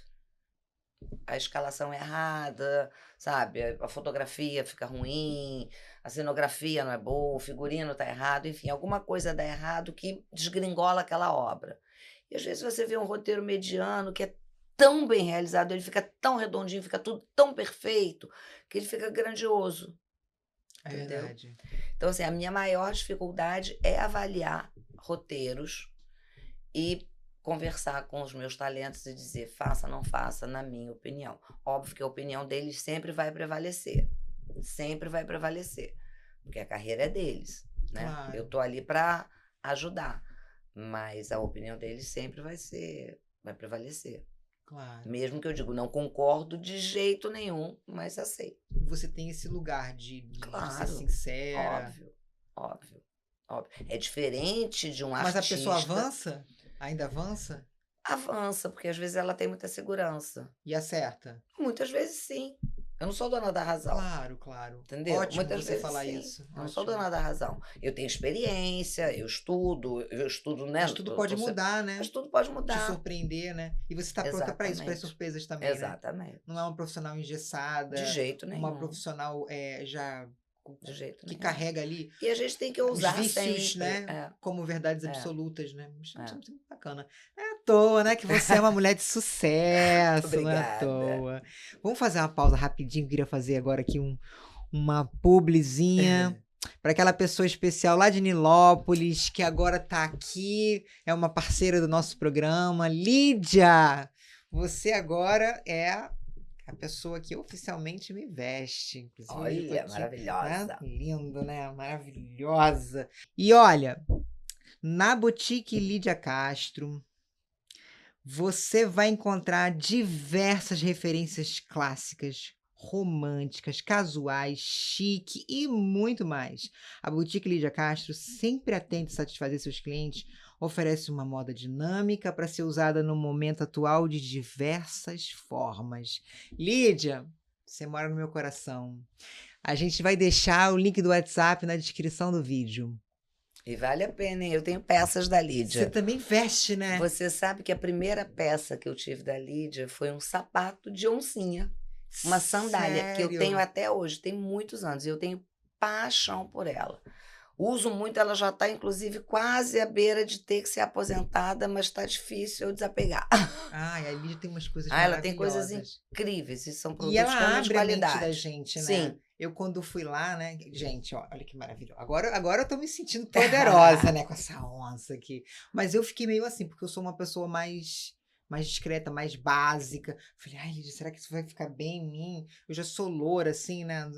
O corpo, assim, não vai ficar over. Não, vai ficar ótimo. A Lídia é uma pessoa espetacular, Não, e ela faz maravilhosa. você ter uma percepção diferente, né? Sim. Ela entende de Entende, moda. entende. Ela entende de moda. Entende. Ela é Entende maravilhosa. mesmo. Eu Lídia, a amo de paixão. beijo no seu coração. Agora vamos voltar aqui, vamos falar um pouquinho sobre etarismo. É um tema que te apetece? Todos os temas me apetecem. Iago, vamos ver um trechinho aqui de um vídeo. Você vai gostar. Andréia, você tem 58 anos, mas você tá ótima. Bom, quando eu escuto isso, eu sorrio, agradeço até, não perco muito tempo. Mas o que esse mais quer dizer? Que porque eu tenho 58 anos eu devia estar péssima? Parece que sim, né? Se você é mulher, já passou dos 35, 40 anos, você já deve ter ouvido isso na sua vida várias vezes. Talvez você já tenha dito isso para outra mulher. É uma questão cultural. Só que esse mais carrega um preconceito gigante com a idade, mesmo que a intenção seja boa. Olha, elogio com mais não é elogio. Eu tenho 58 anos e eu tô ótima. Eu tenho 58 anos e eu tô cheia de energia. Eu tenho 58 anos e me sinto maravilhosa. Eu tenho 58 anos e tô super legal. Sem nenhum mais. É muito bom. Esse vídeo é muito interessante. E não é só o mais que existe. Existe o nem parece. O nem, né? Nem parece. Porque o nem parece é tão poderoso quanto mais. Porque parece que você não poderia estar bem, né? Ou então, se você está dessa forma, você não pode ter essa idade. Eu acabei de completar 58 anos também. E é raro, quando alguém me pergunta quantos anos eu tenho, ou eu falo por algum motivo, é raro alguém não fazer um comentário. Ah, não acredito. 58 anos? Mas não parece. 58 anos? Mas não é possível. Ah, não. O que você faz? Não faço nada, amor. E não faço mesmo. Estou toda errada. Eu não malho, eu não faço dieta, eu bebo, eu saio à noite. Eu estou toda errada. Eu não sou referência para ninguém, tá?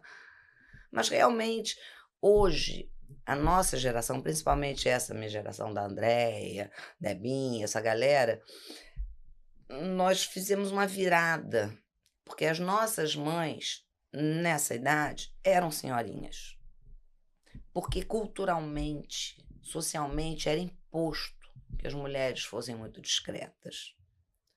Então, quanto mais envelhecia, mais discreta tinha que ser. Imagina, eu uso decote, eu uso saia curta. E o que determinava o envelhecimento, oficialmente falando, a menopausa? A Ai, mulher, quando entrava, eu não acho que importasse a até idade, entrou, já tá velha. mas eu acho que Tá até fora do antes. É mercado. fora do mercado porque já não procria mais, né? Então já está descartada. Ninguém, não interessa mais ninguém, não interessa mais a sociedade. Ela não pode procriar, vai fazer o quê? Vai cuidar de neto. E aí tem toda uma história cultural, né? Antigamente, na minha própria geração, as meninas casavam com 18 anos. Eu casei com 24, velha. Eu tive filho com 28 para 29 anos, velha. Entendeu? Tida Sim. velha. Para aquela época era velha. Hoje em dia, as meninas com 35 começam a pensar. E olha o que eu falei, as meninas com 35. Claro. Na minha geração, 35 anos nunca foi tratado, ou falado, ou dito, nem carinhosamente, como meninas. As mulheres de 35 anos, as mulheres de 25 anos. Hoje a gente trata meninas. Meninas, a gente fala assim, a Cláudia é uma menina. A Ju é uma menina. Entendeu? Então, tá tudo muito mais fácil. Hoje a gente tem produtos de beleza que ajudam, né? Exemplo básico, não estou dizendo cremes mirabolantes, não, que existem, que são maravilhosos. Procedimentos, né, Mas estéticos. tudo. Quando eu era criança, não tinha condicionador de cabelo. Tinha creme rinse de enxágue, um negócio bem que era só para desembaraçar, não tratava, entendeu? Não tinha tecnologia. Hoje a gente tem tecnologia, tem milhões de coisas, tem acesso à informação, à cultura. Muito, imagina, eu estudei em enciclopédia. Hoje tem internet. Hoje tem internet, tem milhões de coisas, sabe? Melhorou muito, mas aí o preconceito cultural segue. Não tem O jeito. que é um contrassenso, na realidade, porque se a gente está numa era em que os valores estão sendo ressignificados, mas é que tem muito cabe discurso. etarismo. Mas tem muito discurso da A boca gente para vê isso, fora. o resultado disso, inclusive, nas produções artísticas. Sim. Os papéis 50 a mais estão Sim, sumindo. Desaparecendo. Eu fiquei felicíssima por ela, porque ela é realmente uma pessoa. Ela é Ela tem uma. Andréa Beltrão tem uma grande. Além de ser uma grande atriz, Antígona eu fui ver 2 vezes. Sim, Maravilhosa. Ela é maravilhosa no teatro, no audiovisual. Mas é muito interessante essa bandeira que ela defende. Eu acho que ela hoje em dia é uma das mais. É uma das atrizes que tem maior representatividade nessa luta contra o etarismo. Sim.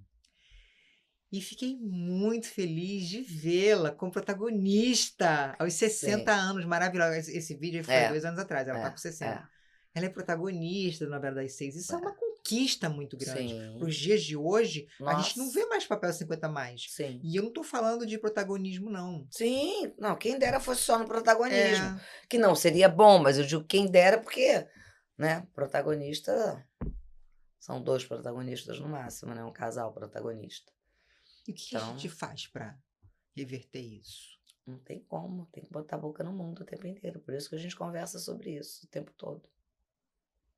Não tem como. Por isso que você tem que voltar a fazer suas lives também. Você tem que voltar a fazer. Mas tem que ter 2 Cláudias para fazer o tanto de coisa que eu faço e que eu quero fazer. Tá difícil, né? Não é mole, não. O tempo é curto. Mas a gente tá. É isso que não entra na minha cabeça. A gente tá ressignificando tanta coisa. E que bom que tá acontecendo esse movimento, sabe? Hoje você Sim, não vai poder falar mais iminência parda. sim, Ouvi muito isso. A minha avó falava muito isso.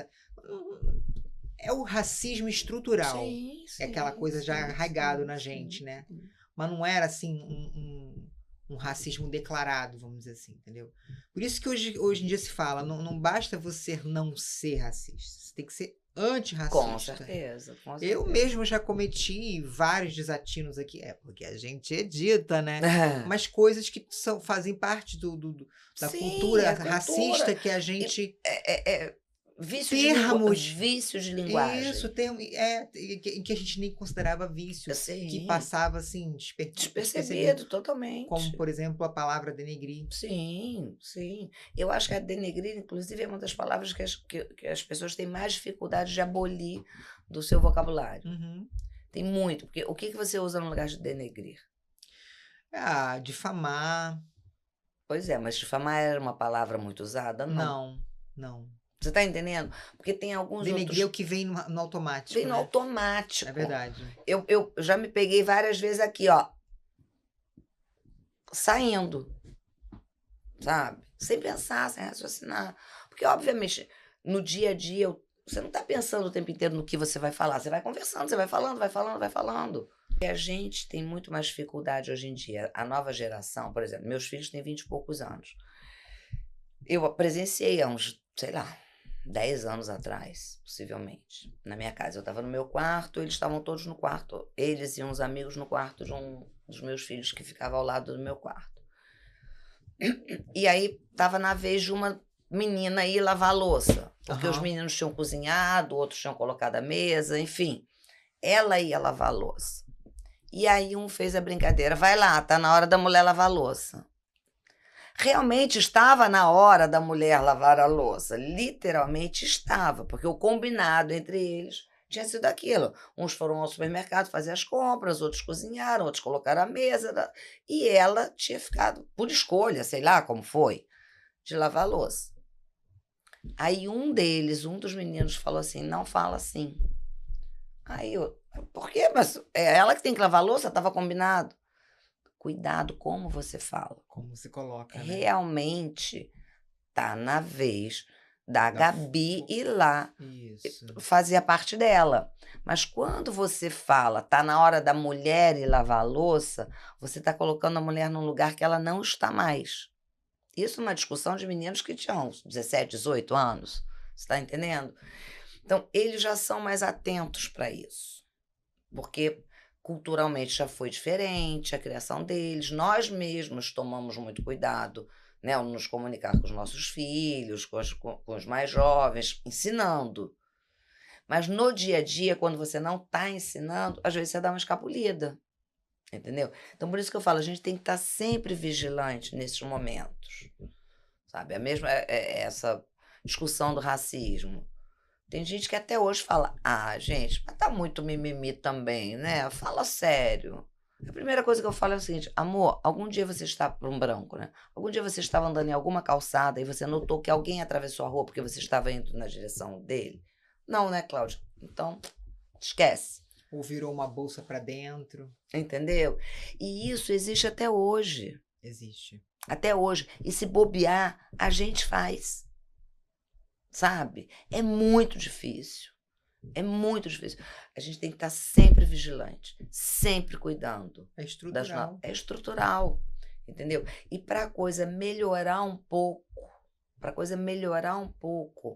você tem que se manter firme. Senão não muda. Senão não muda. A Elisa Lucinda tem textos maravilhosos que falam sobre racismo e tem um dela que é incrível, eu não vou saber te falar de cor agora, mas ela fala exatamente: cuidado com os brancos, porque eles roubam muito e eles não são punidos, eles não são presos, não acontece nada. Cuidado, eles são muito perigosos. É verdade. É muito triste. E a gente também está, assim, ressignificando muitas questões concernentes ao capacitismo, né? Sim. Eu mesma, com as coisas, como as expressões que eu usava, hoje em dia eu tomo muito cuidado. Eu falava muito, fulano tá fingindo demência. Tá dando um João sem braço. Isso é a cara da minha mãe. João sem braço é a cara da minha mãe, que tá sendo sonso, né? Então, assim, é um momento... Mas são expressões que a gente sempre usou. Que sempre foram usadas. Então, é natural que você repita. Psicopata, fulano entendeu? Psicopata. É natural que você repita. Uhum. Assim, é natural. Sei lá, agora acho Foi que eu tô até falando errado. Foi naturalizado. Foi normalizado. É normal. Só que não é certo, não é correto. Entendeu? Uhum. Então, assim, a gente tem que tomar cuidado com esse tipo de coisa. Como você se posiciona, o que você fala, até para realmente poder fazer isso, formar essas novas gerações, sabe? É como a gente fala, sustentabilidade, gente, pelo amor de Deus, eu fui criada. Sabe o que eu fazia quando eu acordava de manhã? Eu morava em Petrópolis. Imagina, pegava na escola 10 para as 7 da manhã. O inverno era rigorosíssimo. O chuveiro na minha casa, né, era elétrico. Você sabe como é que chuveiro elétrico. O fluxo de água é muito menor do que de um chuveiro a gás. Eu acordava de manhã, eu ligava o chuveiro, fechava o basculhante, a porta, ia fazer meu café da manhã para o meu banheiro esquentar. Então eu gastava energia elétrica, desperdiçava energia elétrica e água. Tranquilamente, normalmente. Porque é de uma geração, a gente veio de gerações e gerações que olhavam o mar, as lagoas, as cachoeiras. Não vai faltar água nunca no mundo. A gente não tinha essa noção, entendeu? Do gasto excessivo. A sustentabilidade em tudo até hoje, pelo amor de Deus. Você reciclar lixo, a maioria dos lugares que você vai, pelo menos nos grandes centros, tem lá a lixeirinha do reciclável, do lixo orgânico, de tudo. Você faz uma pesquisa, vai no shopping, classe A. Olha, por alto, assim, nas lixeirinhas, tá misturado. Tá misturado. Entendeu? Tá misturado. Vai ter um resto de comida dentro do lixo reciclado. Não tem como. Vai num toalete de um shopping center classe A. Olha a cesta de papel higiênico. As pessoas usam papel higiênico na rua como se não houvesse amanhã. É verdade. Entendeu? Isso é uma falta de educação, porque não faz isso em casa, não faz esse desperdício em casa. E gente, pelo amor de Deus, onde é que a gente vai parar com esse uso excessivo das coisas? Do plástico também. De tudo. Óbvio que hoje a gente tem uma consciência muito maior, óbvio que a gente ainda está num momento muito difícil, as coisas sustentáveis acabam sendo muito mais caras, né? Sim. Você trabalhar com vidro do que com plástico é muito mais caro. Enfim, tem uma série de detalhes que fazem a diferença. Mas se a gente não se policiar, não vai mudar. Não vai mudar. Não vai mudar. Entendeu? E tem que ser um policiamento constante. Não pode relaxar, porque a gente ainda tem arraigado na cultura da gente. A gente relativiza. Não pode para o outro, mas jura... Eu vou comprar a garrafa de vidro, a de plástico está tão mais barato. Mas se todo mundo comprar de vidro, não vai mais existir de plástico, amor, porque não vai ter saída. O Matheus Solano deu uma ideia super interessante no Instagram dele. Ele é maravilhoso, né? Há uns, sei lá, umas 3 semanas atrás, ao invés de você ficar comprando água mineral, leva a tua garrafinha pra rua. Sim. Né? Exatamente. Porque aí você tá ajudando a... E não vai deixar de vender água mineral. Acabar com o consumo da... Não vai deixar de vender água mineral, porque vão ter momentos que você vai demandar. Sim. Você vai levar a sua garrafa, mas você vai querer tomar 2 vezes aquela quantidade. Aí você vai comprar outra. Ou você vai... Entendeu? Não, isso aí com certeza no discurso dele já era previsto. Com certeza. Eu acho que o que ele quis dizer é o excesso. Sim, exatamente. É o excesso. Exatamente. Entendeu? Então eu acho que hoje, por exemplo, a gente está um pouco mais consciente. Porque o excesso pode trazer a falta. Exatamente. Né? Só que as pessoas não se incomodam, porque não vai faltar para mim, não vai faltar para você. Vai faltar para as próximas gerações. Uhum. Dificilmente vai faltar alguma coisa para a gente. Tá lá, cheio de plástico no organismo, né? Exatamente. Entendeu? Então, assim, as pessoas Porque são a gente muito não tem esse olhar imediatistas. macro, né? É. A gente não tem. As pessoas são imediatistas, individualistas. E aí fica difícil, realmente, entendeu? Mas aí lá vamos nós conversando sobre o assunto. É. Uma hora o povo vai ceder. Mas é muito bom levantar esse tipo de discussão aqui. É fundamental. Muito É importante. fundamental. Eu falei para Xanda, eu trago as pessoas aqui e eu gosto de falar sobre a carreira delas, mas eu também gosto de discutir de tudo um pouco. A única coisa que eu evito de falar é sobre política. Política e religião são temas É, bem delicados, eu né? até vou entrar numa questão com você agora, não de política, mas de espiritualidade, mas eu deixo muita vontade, é uma coisa muito leve, muito suave, porque eu não gosto de polarização, não é essa a proposta. Eu acho que a gente tem que levantar discussões interessantes, discussões que agreguem, não para ficar rivalizando ou para ficar colocando a minha verdade acima da sua, Sim. né? Mas essas questões ambientais, essas questões... Porque, assim, eu também sou atriz, né? Eu não sofro etarismo porque eu não tenho, né, ainda... mas posso chegar lá nesse nível. Se Deus quiser, vai chegar na idade. Tomara que não sofrendo etarismo, né? Mas eu fico muito triste de ver esse tipo de coisa acontecendo com grandes atrizes, principalmente porque a mulher sofre muito mais, Nossa, né? muito o mais. homem sofre, mas a mulher sofre muito mais. A mulher, se deixa um cabelo esbranquiçada, é desleixada, relapsa. O homem é charmoso, é o Richard Gere, né? Brasileiro. Então, assim, eu acho, volto a repetir, desculpa a redundância, eu acho que é um contrassenso a gente estar vivendo numa era em que há a inclusão da diversidade e deixando um pouco de lado essa pauta do etarismo. Sim. Eu sei que é uma coisa nova, né? A gente está discutindo isso há pouco tempo, mas eu vejo, assim, que os papéis estão sumindo talentos que não são de hoje, sabe? De muitas décadas e que estão sendo excluídos porque não tem mais aquele colágeno dos 20 anos de idade. Isso é muito triste. É porque o salário também já tá um pouco mais alto, aí porque tem as suas limitações. Aí né? eu te pergunto, a arte, ela não reproduz a vida? Sim. E a vida não tem pessoas envelhecendo? Sim. Não tem pessoas de diversas faixas etárias? Sim, e cada vez mais. E cada vez A mais, gente vai porque ter a gente agora a tá envelhecendo. geração mais velha que já se ouviu falar. Porque as pessoas estão deixando de, né, estão abrindo mão de maternidade, porque hoje, na realidade, não é que elas estejam abrindo mão, é porque hoje você pode assumir essa opção com mais liberdade. Antigamente, fulana não teve filho, não viveu. Não cumpriu a sua missão totalmente aqui na Terra. Hoje isso está sendo também ressignificado. Isso é muito legal também. Sim. Porque tem gente que realiza a maternidade através dos sobrinhos, através dos seus pets, entendeu? E tudo bem por isso. Não, e é tão bom quando a pessoa entende que não é a dela. Mas a gente não tem, então, que realinhar essa sociedade para preparar essa sociedade psicologicamente para uma sociedade mais velha? Sim, com certeza. E aí, o que a gente faz com essas pessoas? A gente faz que nem os elefantes quando ficam velhos, né? Que abandonam, né? A manada, né? Exatamente. Coloca lá para morrer sozinha a míngua. Pois é, por isso que agora tá começando a se falar um pouco disso. Porque não tem mais para onde fugir.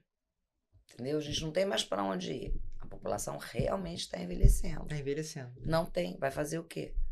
E são pessoas, você imagina, você me compara hoje aos 58 anos e uma tia minha ou uma avó minha aos 58 anos, não há comparação. Assim, parece que a diferença é de 2 décadas. É como se eu, hoje aos 58, fosse elas com 38, talvez até menos. Entendeu? É uma loucura.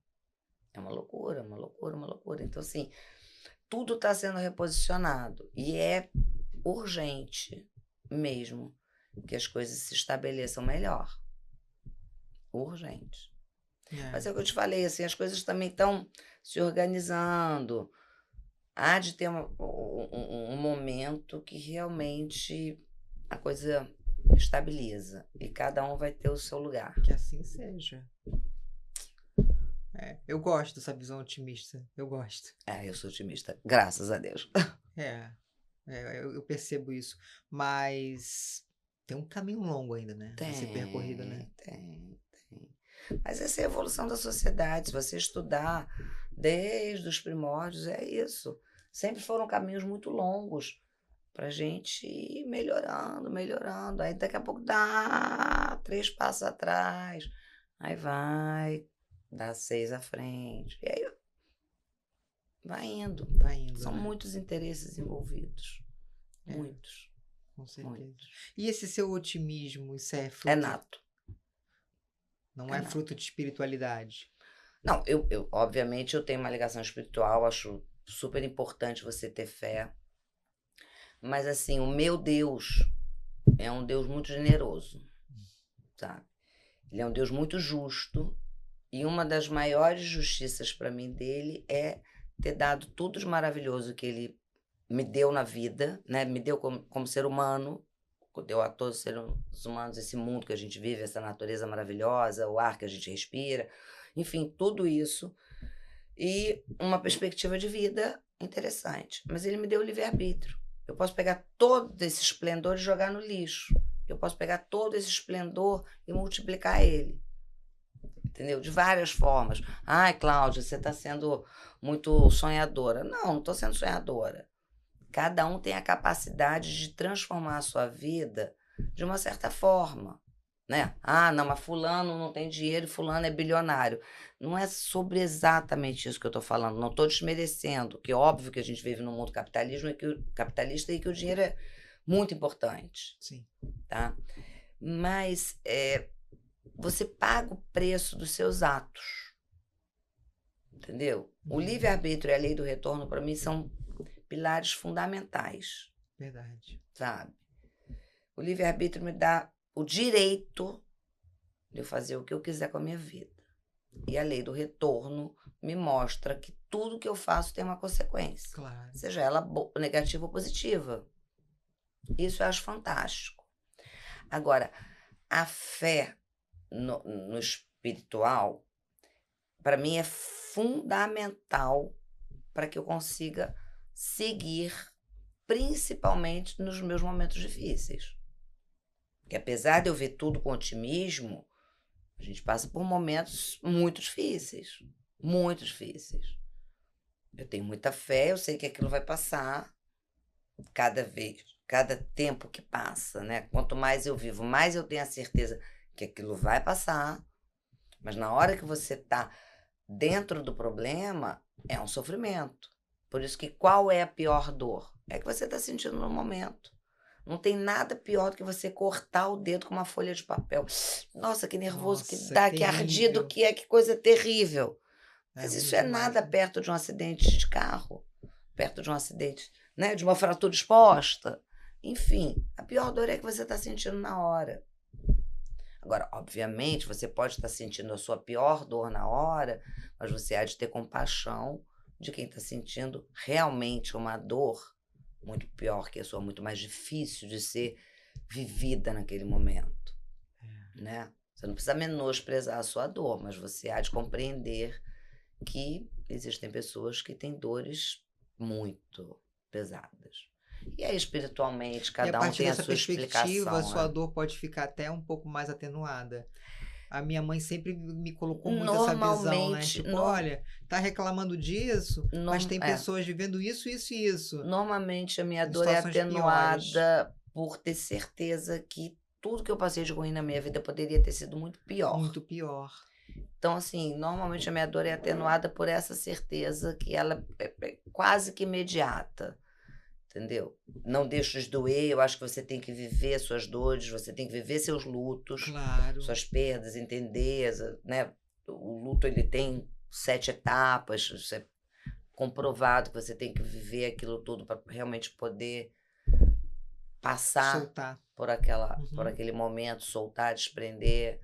E seja o luto não só, né, de uma morte física, afetivo. Um luto afetivo, enfim, mas é nato isso, entendeu? E acho que a espiritualidade, que é acreditar que tem uma força superior, né? Que criou tudo isso, que me dá proteção, enfim, acho que tudo isso ajuda muito. E você estava enlutada quando escreveu o seu livro? Tava.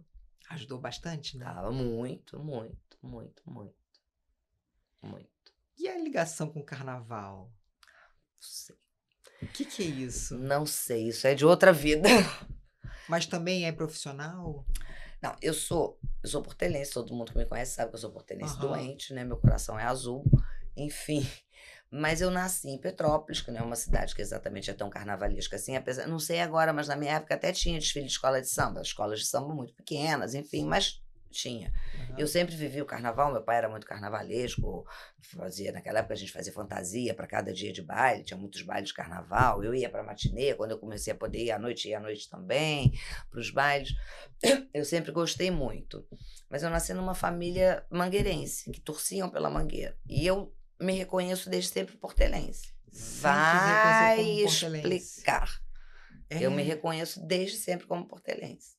Desde sempre. E, obviamente, eu só comecei a frequentar Portela quando eu venho morar no Rio aos 18 anos.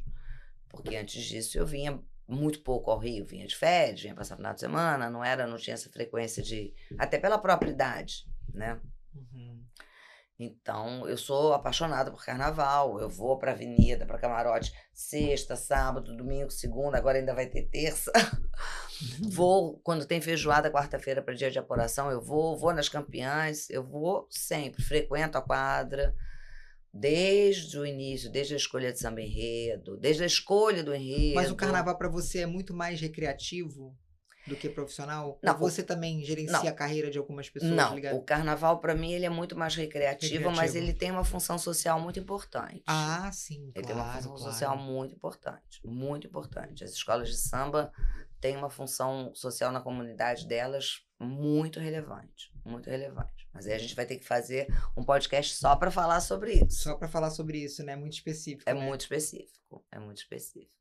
Mas esse carnaval é uma paixão na sua vida, né? É uma paixão.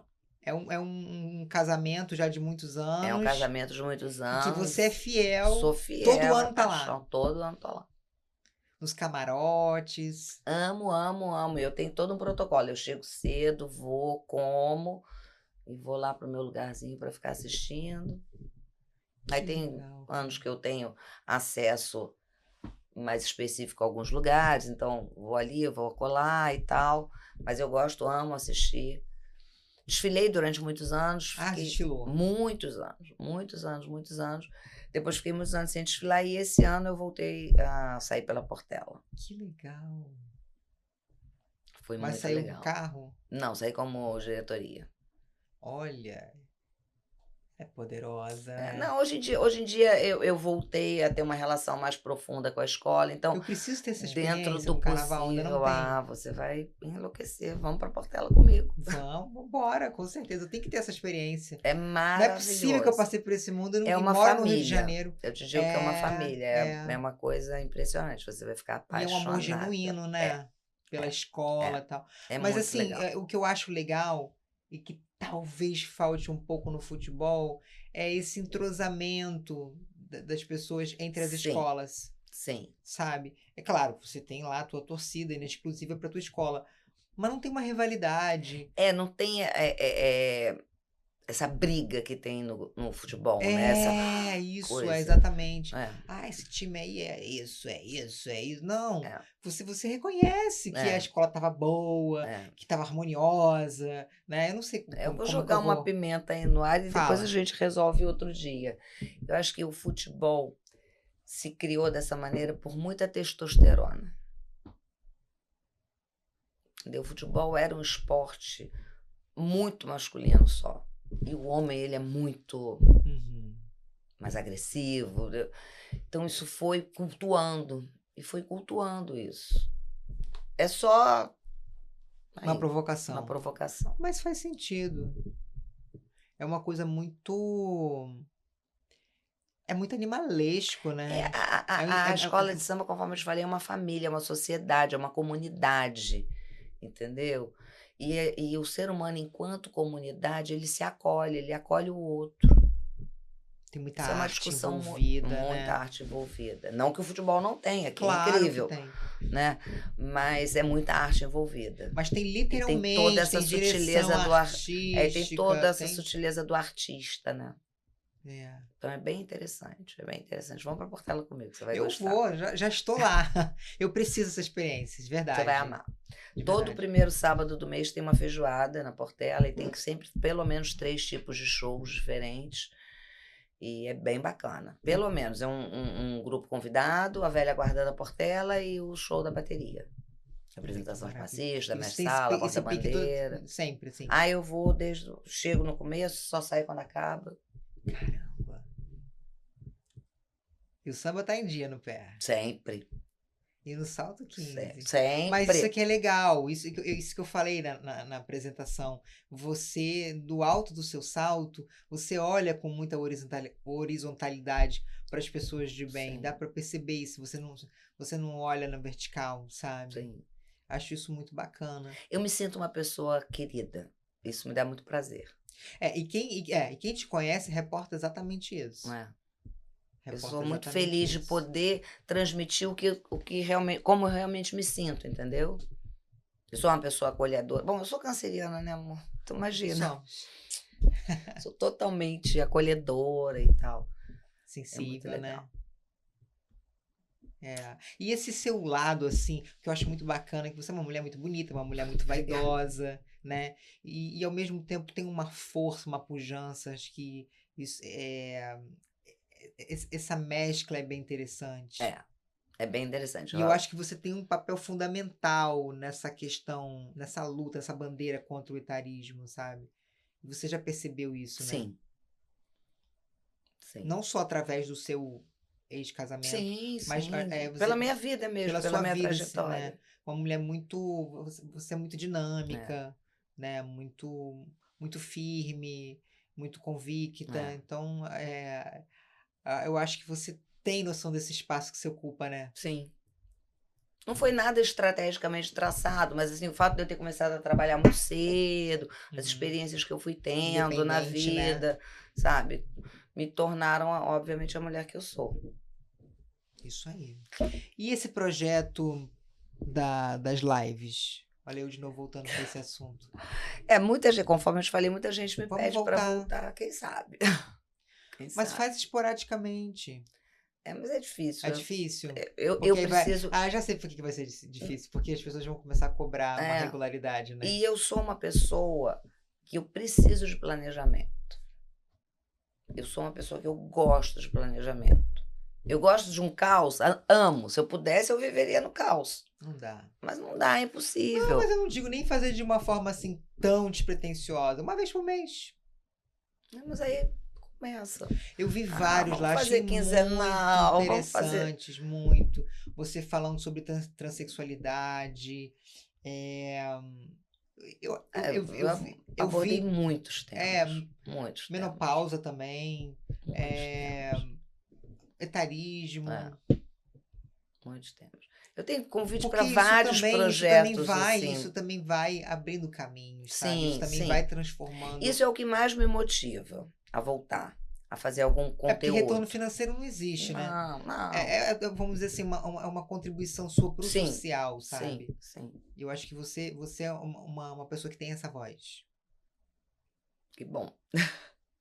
Vou pensar. Nem que seja uma vez por mês, entendeu? Acho muito importante, achei muito bacana esse seu trabalho. E muito você obrigada. tem uma espontaneidade para falar, né? Tudo muito fluido, papo fluido. Sempre foi muito agradável fazer. Sempre foi muito, muito, muito agradável. Muito agradável. Agora, é o que eu te falei, você conhece muito bem, faz um podcast, tem todo esse preparo tem. Que é puxado, né? É bem puxado. E eu sempre fiz sem equipe nenhuma, sem ninguém, sozinha. Assim, né? Você sabe como é que é. Você faz a pesquisa, você faz o convite, você faz tudo. Exatamente, você sabe como é um filho. É um filho.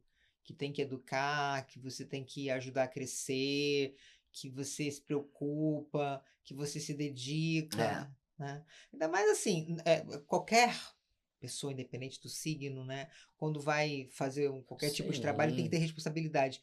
Mas a gente, que é canceriana, a gente tem um plus, né? A gente é muito preciosista. Sim. É ou não é? Exatamente.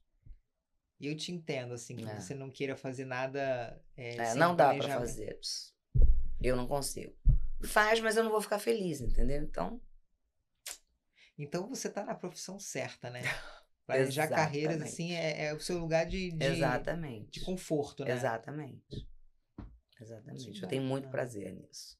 Assim, de organizar, saber que assim, não foi só sorte. Porque é óbvio que a gente sempre tem aquela cerejinha do bolo que é a sorte, né? Chegar no lugar certo, na hora certa, a hora que tem uma oportunidade. Isso acontece com todo mundo. Mas você não vive só de cerejinha de bolo, né? E nem só de base, de ter estudo, de ter conhecimento. Você precisa ter uma trajetória entre o teu conhecimento e a cerejinha do bolo. É isso que faz com que a obra fique perfeita, que aquele bolo fique maravilhoso, né? E aí, quando você consegue realizar, é maravilhoso. Isso é maravilhoso. Agora, pra gente finalizar esse primeiro quadro, eu queria saber quem é essa mulher que convive com tantas pessoas, né? Que tem tantos contatos, tantos amigos, tantos agenciados enfim.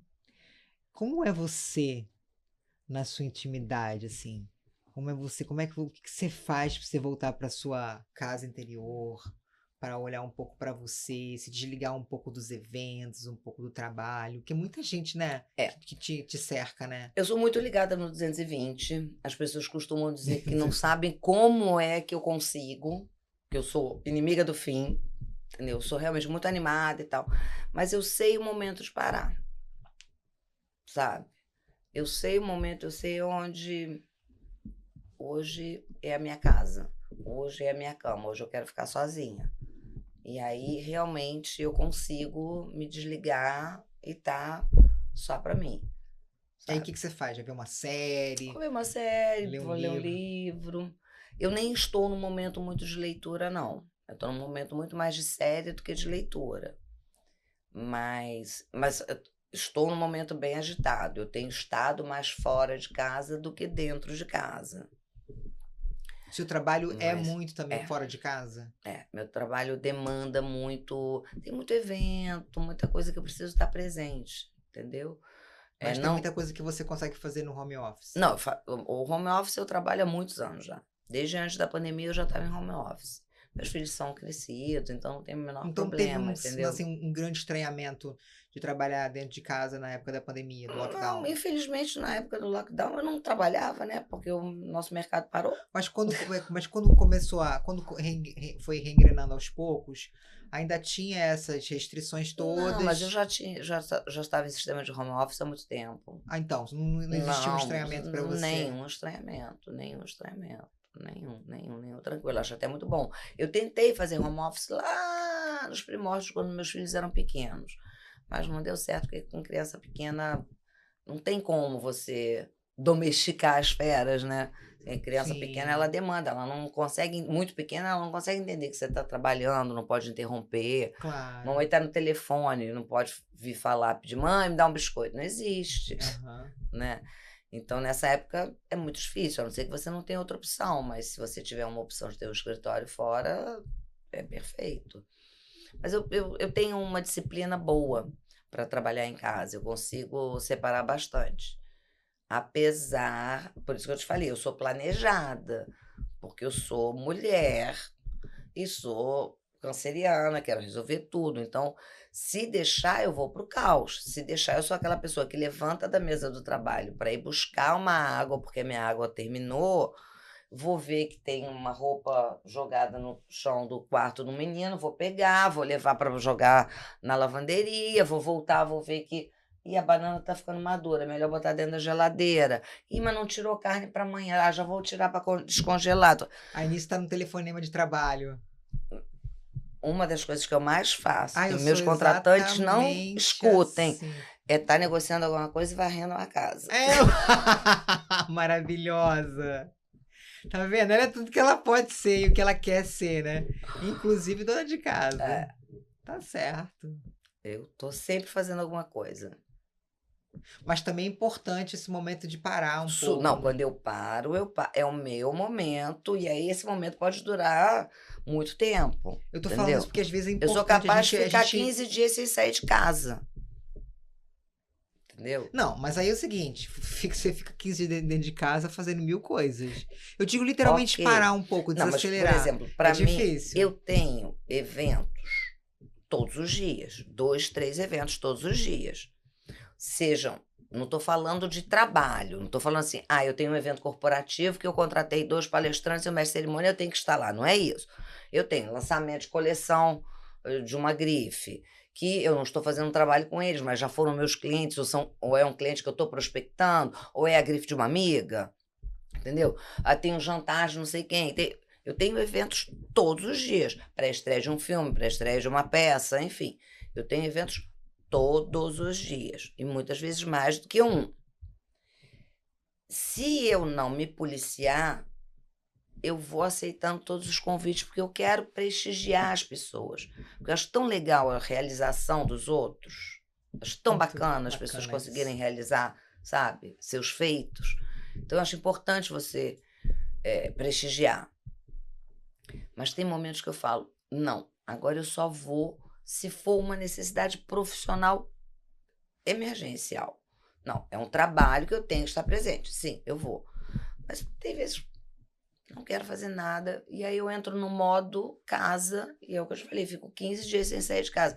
Para muita gente pode parecer bobagem. Tem gente que sai 1, 2 vezes por mês só, né? Tem um tipo de vida diferente do meu. Eu tenho um tipo de vida muito ativo, entendeu? Eu costumo dizer, inclusive, para as pessoas próximas, eu falo, quer me encontrar? Não espera a minha agenda tá livre. Acha um lugar na minha agenda, diz, quero te ver. Eu posso tal dia, eu vou dar meu jeito. Entendeu? Uhum. Porque tem muita gente que tem Trabalha no encaixe. Sim, tem muita gente que tem milindre. Não quero, eu tô com tanta saudade, mas não quero te perturbar, a tua agenda é tão conturbada. Eu falei, amor, nunca mais vamos nos ver. Que sempre Minha será, agenda né? é conturbada, entendeu? Eu não tenho perspectiva de aposentadoria. Então, difícil, né? E eu acredito até que se um dia eu resolver parar de trabalhar no mercado que eu atuo, eu vou arrumar outra coisa para fazer. Então, minha agenda vai continuar conturbada. Com certeza. Sabe? Então, tudo é uma questão de Fernanda Montenegro, adequação. maravilhosa, plena aos 94 anos, fazendo teatro. Entendeu? Então, uma assim, postura impecável. E você vê ela prestigiando colegas. Prestigiando colegas. Não, eu digo assim, ela trabalhou aqui esse corpo, essa cabeça para chegar nessa idade e continuar atuante, né? Sim. Até porque, mesmo sendo Fernanda Montenegro, ela sabe que precisa trabalhar, né? Precisa, não tem como. Não tem como. Você vê um pianista virtuoso falando. Ele pode ser o maior pianista da face da Terra. Se ele não treinar todo Ivan dia... Lins. E se não trabalhar, também não tem comida. Não tem. Ele falou isso no Marcelo Tais. Que até hoje ele tá com o quê? O Ivan Lins tá com... O filho dele veio aqui, o Claudio Lins. Maravilhoso. O Claudinho é maravilhoso. Ele tá com 78. Por aí. Fazendo os shows dele. A todo vapor. Mas é muito bom, né? Fazer o que a gente ama é muito bom, né? Eu acho que isso também é uma das receitas para longevidade. Com certeza. Porque fazer o que você não gosta é cruel. É estar morto em vida. É sabe? cruel. É sobrevida. É cruel. Então, isso alimenta a alma, né? E eu sinto esse brilho no seu olhar. Você vai fazer isso até... Vou. Até chegar no São João Batista. Que é um lugar que eu não pretendo morar tão cedo, tá? Lógico. Tem muita coisa para você viver aqui. Mas vamos terminar, então, essa conversa maravilhosa. Vamos para o segundo quadro, que é o quadro final. São 2 perguntinhas rápidas. Quem você considera uma voz interativa no meio artístico? Nossa Senhora. Quem é essa pessoa que que tem uma troca boa com o público, seja através das obras, seja através de bandeiras que essa pessoa defenda? Quem é essa pessoa? Nossa, tem muita gente. Eu acho que é muito difícil. Pessoa, quero uma pessoa. Tão difícil, você me fez uma pergunta muito difícil, porque eu acho que colocar uma pessoa como porta-voz é porque o que acontece? Tem pessoas que uma pessoa que pode ser esse porta-voz, pode ser para o nosso mercado, internamente, que é a pessoa que comunica, que inspira a gente. Você está entendendo? Uhum. E tem uma outra, e tantas outras, tanto aqui como aqui, que comunicam para o grande público. Entendeu? Então, por exemplo, eu vou te dar uma justificativa do que eu vou dizer. Eu tenho o privilégio de ter escolhido trabalhar com pessoas que eu admiro demais. Eu abri mão de trabalhar com muita gente que eu não acreditava no talento, mas que me daria muito dinheiro. Eu abri mão de trabalhar com muita coisa. E algumas eu me arrependo, tá? Porque depois eu descobri que não era, que eu tinha analisado equivocadamente. Mas eu posso dizer que todo mundo que eu trabalho são pessoas que eu admiro muito. E tem uma pessoa que vai representar todas essas que estão comigo, que é um artista completo, que é o Marcos Caruso. Opa, ele é ator, ele é autor e ele é diretor de teatro, cinema e televisão. Ele é um cara coerente, ele é um cara humano, ele sabe se comunicar muito bem, ele tem o pé no chão e ele sabe defender os direitos e os deveres da nossa classe. Então, ele, para mim, é um porta-voz como artista e como ser humano. Ele é uma pessoa que se comunica para mim da maneira mais adequada que existe. E ele representa todo o meu casting. Nossa, excelente escolha, cara. Excelente escolha. Ele realmente é incrível. É incrível. O trabalho que ele entrega, tanto como ator, né? Sim. E também as bandeiras. Sim. Tudo é muito grandioso, né? Toda a história de vida, tudo. A história de vida, né? Muito legal. Adorei essa escolha. É uma excelente voz interativa. Ele é mesmo. Sim. Ele tem esse lugar. Tem mesmo. Eu amei te eu também receber, amei. essa mulher linda, chique, poderosa, Olha, inteligente. Obrigada por ter vindo, de verdade mesmo. Obrigada pelo convite, foi ótimo. Muito obrigada. Que bom que a gente conseguiu, né? Porque Nossa, essa agenda, né? Super lotada aí de bom, compromissos. mas deu muito certo. Muito obrigada, foi ótimo. Eu que agradeço, Adorei. viu? Bom, então, pra nós. Sucesso pra nós. Mais sucesso pra você, na Amém, verdade, né? pra Porque eu acho que todas nós. falar em sucesso, você que já é uma mulher muito bem sucedida no que faz, até chega a ser, Imagina. sei lá, redundante. Imagina. Não, é verdade. Eu te desejo, sabe o quê? Saúde. Amém. Saúde pra você continuar tendo sucesso. Com certeza. Tá bom? Muito obrigada. Eu que agradeço. Gente, então vamos ficando por aqui. Um beijo no coração de cada um de vocês e até a próxima semana. Tchau, beijo.